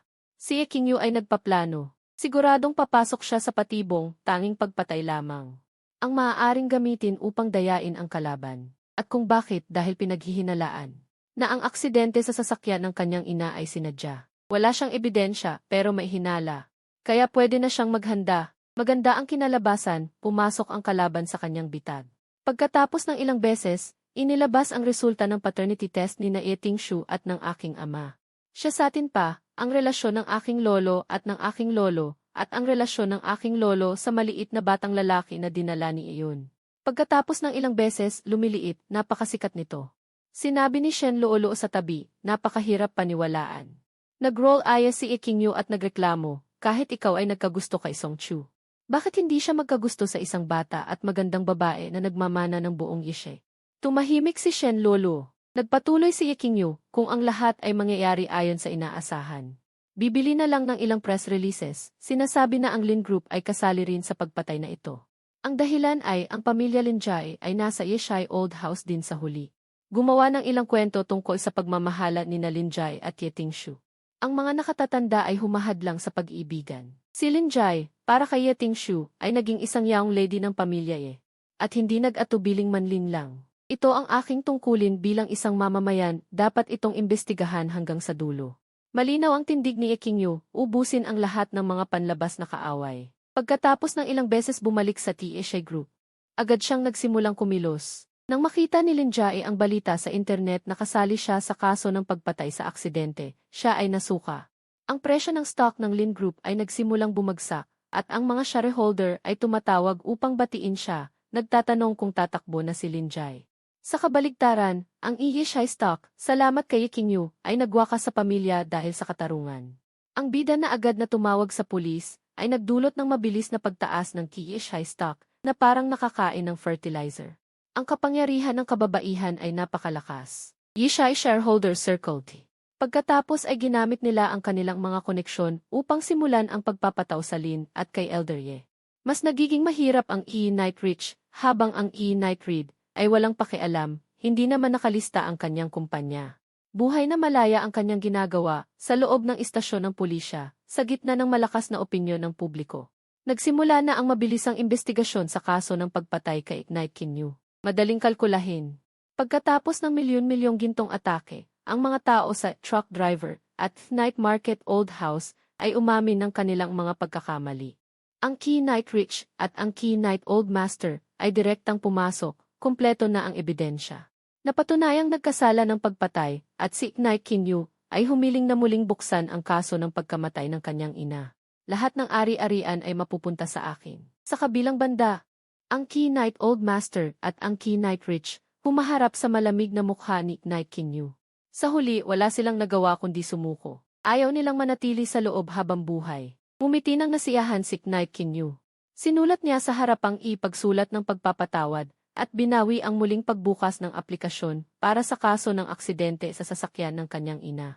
At sinabing, lahat tayo ay pamilya, hindi niya hahayaang magdusa ang kanyang lolo at ama sa loob. Ilalabas niya sila, ang Key Knight Old Master at ang Key Knight Rich. Natawa sila sa pagsasaalang-alang nito. Babae pa rin ang babae, hindi lang sapat na malupit. Ang truck driver nakapareho ng selda nina, Knight Old Master at Knight Rich. Nagbigay din ng 2 apartment sina Dabao at Xiao Bao para sa 2 tao na hiwalay, nagtayo ng pondo para sa pag-aaral. Ang kasalukuyang pinapasukan ni Xiao Bao ay internasyonal na bilingwal na kindergarten. At mayroon ding trabaho sina ama mo at ako. Nagsisilbi kaming kayamanan sa night market, 10,000 bawat buwan. Dumating na ang magandang buhay ng ating pamilya. Tiningnan ng truck driver ang mga luhaang mata ng kanyang ina, kinuyom ang kanyang kamao. 10 araw mamaya, sabay na lumabas sa ospital sina Songyang at Knight Kinyu. Tara na, pupunta tayo sa isang libing. Si Knight Kinyu. Mumiti siya sa kapatid ni Songyang, nakangiting sinabi. Masama ang mukha ni Songyang. Nakaligtas siya sa bingit ng kamatayan, hindi pa rin niya masisi si Knight Kinyu. Hindi na mapigilan. Hindi niya maaaring sisihin ang iba. Kaninong libing? Tanong ni Songyang na nagtataka.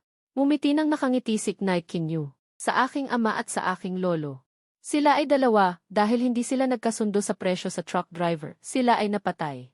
Katahimikan ni Songyang. Totoo bang hindi ikaw ang gumawa nito? Sa libing, si Knight Kinyu. Umiyak ng malakas. Si Knight Reed ay kinakalagkad din. Ang kanyang mga mata ay walang buhay, tila na pagsamantalahan. Nakatayo sa gilid. Sa tabi ay sina Hua Chengfeng at Lin Jai. Pagkatapos tulungan ni Songyang si Knight Kinyu na umupo sa isang tabi. Tinitingnan si Yi Hua Chengfeng. Ito na ba ang Dragon King? Kung gusto ninyong patayin ako. Nang makita ng mga bisita si Knight Kinyu, lahat sila ay napangiti. Sa mga mata ni Knight Reed at Lin Jai. Puno ng pangungutya. Alam na nila. Iniwan ni Knight Old Master at si Knight Father ang lahat ng pera kay Knight Kinyu. Wala namang natanggap na pera si Knight Reed. Huwag maliitin ang mga pamana na ito. Ang pribadong ari-arian ni Knight Old Master at Knight Father ay napakataas. Tulad ng mga villa sa kanilang pangalan. Ang mga luxury car ay nagkakahalaga ng bilyon-bilyon. Bukod dito, mayroon pa ang 2 sa kanilang mga hawak na mga pamumuhunan, stock at pondo na malaki ang halaga. Ang iba't iba at pinagsama ay 3 hanggang 4 na bilyon o higit pa. Sila ay mga tao sa mataas na lipunan. Sa mga grupo, ang mga halaga ay milyon-milyon. Ngunit walang sinuman ang tatanggi sa mana na bilyon-bilyon. Iyon ay purong daloy ng pera. Araw-araw na kumikita ng magandang interes sa bangko. Ang ilang dolyar ay sapat na upang masira ang isang buwang sahod ng isang ordinaryong manggagawa. Kaya maraming nagsabi na sapat na at baliw si Knight Kinyu. Hindi sapat ang kakayahan ni Knight Reed. Sa isang yugto ng libing, nagtangka si Ye Ernai na humiling ng bahagi ng mana para kay Tiyon at sa batang prinsipe. At ang kanyang mga anak, tinanong ni Knight Kinyu sa publiko. Pangalawang lola, ano ang relasyon ni Diyon sa aking lolo at ama? Ang anak na ito, ang pangalawang asawa ay hindi direktang kamag-anak. Walang testamento. Bakit sila makakakuha ng mana? Dahil sa kapal ng kanilang mukha. May nagsabi rin na si Knight Kinyudi ay dapat magpakabait at magbigay ng daan. Huwag lumabis. Umiyak ng malakas si Knight Kinyu. Habang umiiyak, sinabi niya, ako ay isang babae. Namatay lang ang aking lolo at ama, at isang grupo ng mga tao ang humihingi ng mana. Hindi na mas magiging malungkot pa ako. Ang aking 2 buwang pribadong buhay. Ako ay lolo. Siguro nagkaroon ako ng kakaibang kaginhawaan. Gusto ninyo ba akong patayin? Alam ninyo ba kung gaano karaming sahod ang kailangang bayaran ng T-Night Market Group bawat buwan? Madali akong abala, ang mga luha ko sa T.E. Kinyu, ang imahe ng isang babae. Nakakahiya ang sinumang mangumbinsi, tapos na ang libing, Yekinyu, ay nabaliw pa rin sa Mid-Autumn Festival. Sino bang matino ang pupunta sa kanal, hindi pinansin ni T.E. Kinyu ang libing ni Yang. Sa halip na mula sa trunk, kumuha ng 2 kahon, alam kong kinamumuhian mo ako, ang tatay ni Zha. Nakakasilaw, kaya binigyan kita ng personal, dumating na ang pagkakataon para sa paghihiganti. Hindi rin bobo si Di Songyang, nakatingin sa 2 kahon, na bigla at hindi makapaniwala. Ito ay isang pambihira, Yekinyu, malaki ang ipapanalo mo, na may ngiti sa sulok ng mga mata ni Ki Yekinyu, bumagsak siya. Tama, ito ang iniisip mo, ang ililibing ngayon. Sa katunayan, 2 lata lang ng gatas, tiningnan ni Di Songyang ang mga kahon, at pagkatapos ay ang kanal. Lumipad mula sa ere, hindi lang ako nagmana ng lola, kundi pati na rin ang T-Love brain ng aking ina. Nagmana rin ako ng tanging magandang katangian ninyo, malupit, sa kotse ni Wei Bishu. Nakaupo sa driver's seat si Gi Songyang, nakaupo si Di Yekinyu, sa co-pilot seat, walang nagsasalita sa kanilang dalawa. Sinusuri ni T. Yekinyu ang ekspresyon ni T. Songyang sa salamin, hindi niya alam ang regalo ni T. Songyang para sa kanya. Gusto niya man o hindi, pero hindi mahalaga, may pangalawang regalo pa siya. Ibibigay niya kay Gi Songyang ngayong gabi. Isa ay upang makabawi sa pangangalaga ni Isong Yang sa kanya sa loob ng 2 taon. Pangalawa, gusto talaga niyang makasama si Kisong Yang sa panahon ng kanyang pagiging nasa ospital. Maingat niyang inimbestigahan kasama si Zizi, ang mga pangalan ng ilang matatanda ay hindi niya nahanap. Nakita pa rin nila mula sa mga kontak ng pamilya sa paaralan, ang kanyang hitsura ay maskulado at gwapo. Nakabitin pa rin ito sa campus hunk list ng kanilang paaralan, mabait at mahinahon, gusto pa rin niyang makipagdiborsyo siya, hindi siya gumawa ng anumang labis, ngunit mahinahong nag-usap. Nang maabot niya ang kanyang kakayahan, sa loob ng 2.5 taon, nagpatakbo siya ng $1 billion na chip processing plant, at nagkaroon ng kakayahang mag-develop ng sarili, ang orihinal na produkto ay perpekto. Nalaman niya na sa loob ng 2.5 taon, ang kanyang mga kaibigan, mga kapatid na babae, maging ang mga maliligayang babae, o ang mga simple at pino, o ang mga mature at magagandang babae, halos lahat ay nang akit kay Songyang Ki. At nang malaman ni Di Songyang ang katotohanan ito, halos lokohin ni Kinyu. Ang mga taong ito ay kausap niya noong nagrereklamo sila tungkol kay Songyang, nagrereklamo sila ng sama-sama. Tulad ng isang kilalang biyuda sa industriya na kumikita ng upa, itinuring niya ang kabilang partido na isang manloloko. Ngunit ang kabilang partido ay palaging nakatingin kay Songyang, na unawaan na ngayon ni Kinyu, lahat sila ay mga kaibigang puro pera at alak. Si Gi Songyang lang ang mabuti sa kanya, habang iniisip ito ni Kinyu, mas lalo niyang nararamdaman na ginawa niya ang lahat. Ang pangalawang regalo kay Gi Songyang kaagad, kung hindi pa rin ito mapipigilan si Gi Songyang na magdiborsyo. Kung gayon, kailangan niyang gamitin ang lahat ng matinding hakbang na sinabi ng kanyang ina sa kanya noong siya ay nasa ospital.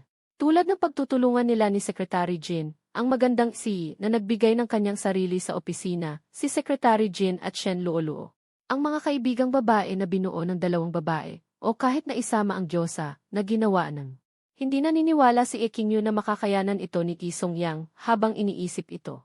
Namumula si Kinyu, nakita ni Di Songyang Ki ang eksenang ito at nagreklamo sa kanyang isip. Baliw, namumula habang nakaupo, bahagyang nagalit si Kinyu, bakit ako namumula? Hindi mo alam pero malalaman mo ngayong gabi. Bumalik sa isip ni Songyang, nagsimula siyang mag-alala tungkol sa kanyang sariling mga bagay, malinaw na nag-usap ng maaga si Kinyu. Ang laban sa proseso ng Dragon King Hua ay malamang na maging maaga rin, kung gayon ang aking diborsyo ay kailangan ding mapabilis. Paano ito gagawin? Kinagat ni Kinyu ang kanyang mga ngipin, takot na takot si Songyang Ki. Ang tinatawag na Dragon King, hindi siya naniniwala may paraan.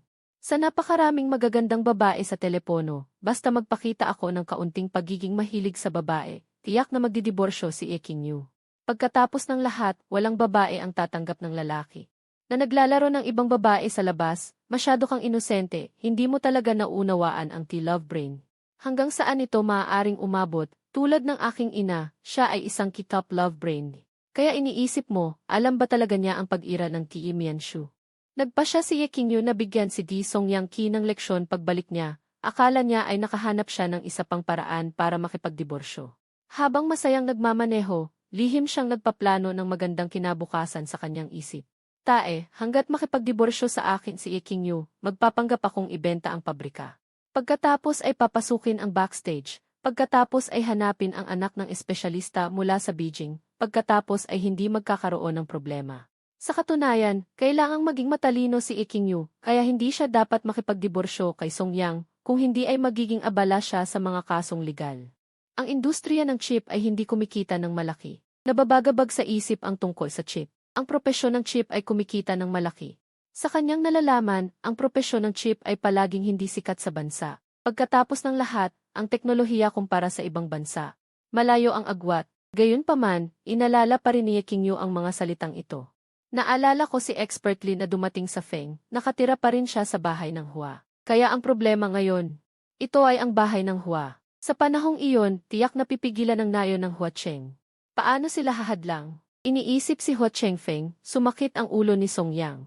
Sige, sino ang makakapagsabi na ang nayon ng Hua Cheng na napalitan ng nani? Ang totoong batang lalaki ay makakatagpo ng mga malalaking tao na nagtatago ng kanilang kakayahan sa kanayunan. Hindi ka panipaniwala pa rin ang kakaibang salita ni Ye Qingyu. Ang lolo na ito, bagaman mahina lang ang tinig ay halos mapatay si Hua Chengfeng. Iniisip ito ni Songyang, hindi niya mapigilang sumilip. Si Ye Qingyu, na nakasuot ng espesyal na itim na gown para sa event, ay napakaakit.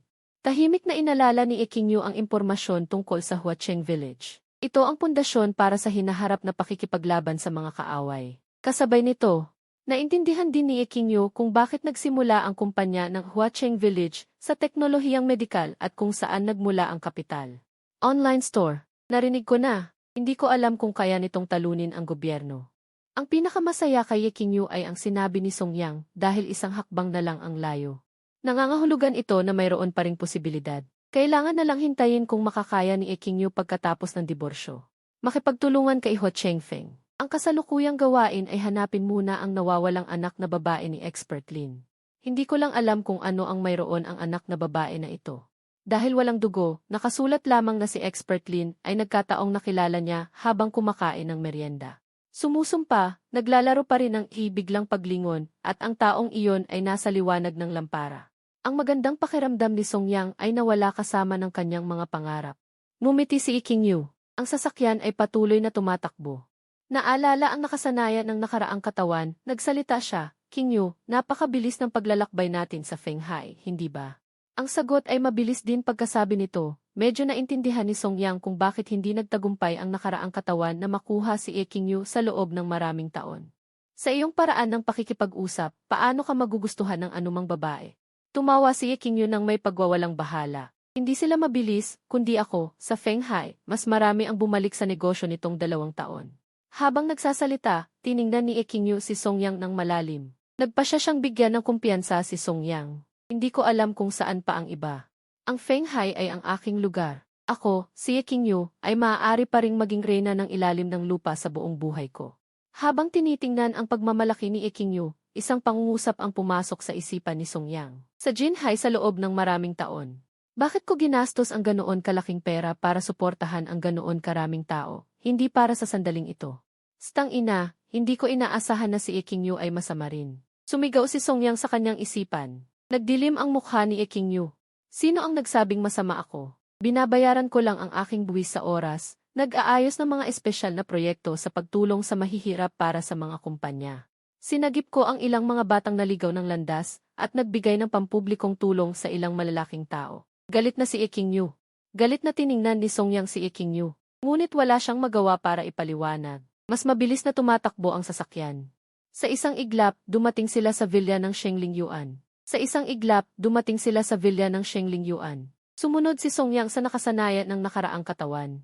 Bumaba muna siya sa sasakyan upang buksan ang pinto para kay Ye Qingyu. Inalalayan si Ye Qingyu na bumaba at inhatid si Ye Qingyu sa villa. bago niya iparada ang sasakyan. Pagkatapos iparada ni Songyang ang sasakyan, binuksan niya ang pinto at pumasok sa villa. Nagmamadali. Sinara ni Songyang ang pinto na binuksan niya. Huminga ng malalim ng 2 beses, bumulong ng 2 beses na Amitabha, at binuksan muli ang pinto. Nakita ni Songyang si Ikingyu na nakaupo sa sofa, na may regal na aura sa ilalim ng ilaw. Kumibot ang kanyang labi. Kingyu, ano ang ginagawa mo? Babae, naglalaro ka ba? Alam mo ba, nagpakita si Ikingyu ng isang kaawa-awang anyo ng isang reyna. Hindi sayang ang pakikinig niya sa mga salita ng Diyosa habang nasa ospital ang kanyang ama. Nanood siya ng 12 ng pelikula tungkol sa mga reyna. Talagang, ang pagiging reyna ay may malaking epekto. Napakaganda. Ito ang pangalawang regalo na ibinigay niya kay Songyang. Ang larong pagiging reyna. Pinunasan niya ang luha sa kanyang mga mata. Mahinang sabi ni Ikingyu, wala na ang aking kapatid. Wala na ang aking lolo. Wala na rin ang aking ama. Mayroon pa bang mga tao sa ikalawang pamilya na nag-aagawan ng mana? Ano ang dapat kong gawin? Naramdaman ni Songyang na tumataas ang kanyang mga hormone. Sa malambot na liwanag, ang batang babae na kakatapos lang sa libing ng kanyang ama at lolo ay nakasuot ng itim na palda. Nakalabas ang kanyang maputing hita. Ang kanyang mga mata ay puno ng luha. Tumingin siya ng kaawa-awa. Tumawag pa siya ng kapatid na lalaki. Babae, hindi ko na kaya. Galit na sigaw ni Songyang sa kanyang isipan. Ang kanyang mukha ay naging matigas. Ngumiti ng bahagya si Ikingyu, pagkatapos ay mabilis na pinigilan ang kanyang ngiti at dahan-dahang lumapit kay Songyang. Nalaglag ang isang mangkok kay Songyang. Tumingala siya at nagsalitang parang kaawa-awa. Brother-in-law, matutulungan mo ba ako? Gagawin ko ang lahat. Hindi na makayanan ni Songyang. Sa sandaling ito, hindi na inaalala ni Songyang ang pagkakakilanlan niya sa libro ni Ikingyu. Hindi na niya inaalala ang banta ni Prince Rong. Ang gusto lang niyang mamatay sa gulat si Mother Hua. 9 ng gabi, tumunog ang doorbell, inilapag ng delivery boy ang pagkain sa pintuan. Narinig ang papalayo na tinig. Binuksan ni Songyang ang pinto ng bahagya. Nakalabas ang kalahati ng balikat. Mabilis niyang kinuha ang pagkain at isinara ang pinto. Tiningnan ni Songyang si Ikingyu na nakahiga sa sofa. Mayroon lamang ilang basahan na nakatakip sa mahahalagang bahagi ng kanyang katawan. May laway sa kanyang bibig at walang buhay ang kanyang mga mata habang nakatingin sa kisam. Nagngisi siya. Yeswe, ang lakas pa rin ng fighting spirit ko. Nakakainis. Natawa ng malakas si Songyang sa kanyang isipan. Maliit na babae. Niloloko mo ako. Kailangan mong tanggapin ang iyong parusa. Bahagyang lumingon si Ikingyu, matamang nakatingin kay Songyang. Mahina niyang sinabi, gamutin mo ako. Lutuan mo ako. Hindi pa ako talo. Napairap si Songyang. Kinuha niya ang medical kit mula sa delivery at binuhat si Ikingyu pataas. Wala siyang nagawa. 15 araw na siyang nandito. Sobrang pinipigilan niya. Ang dating katawan ay nagpigil ng mahigit 20 taon. Nang bumaba ang kakayahan, naging mas matindi ang karanasan ng katawan. Dagdag pa ang mga nauna.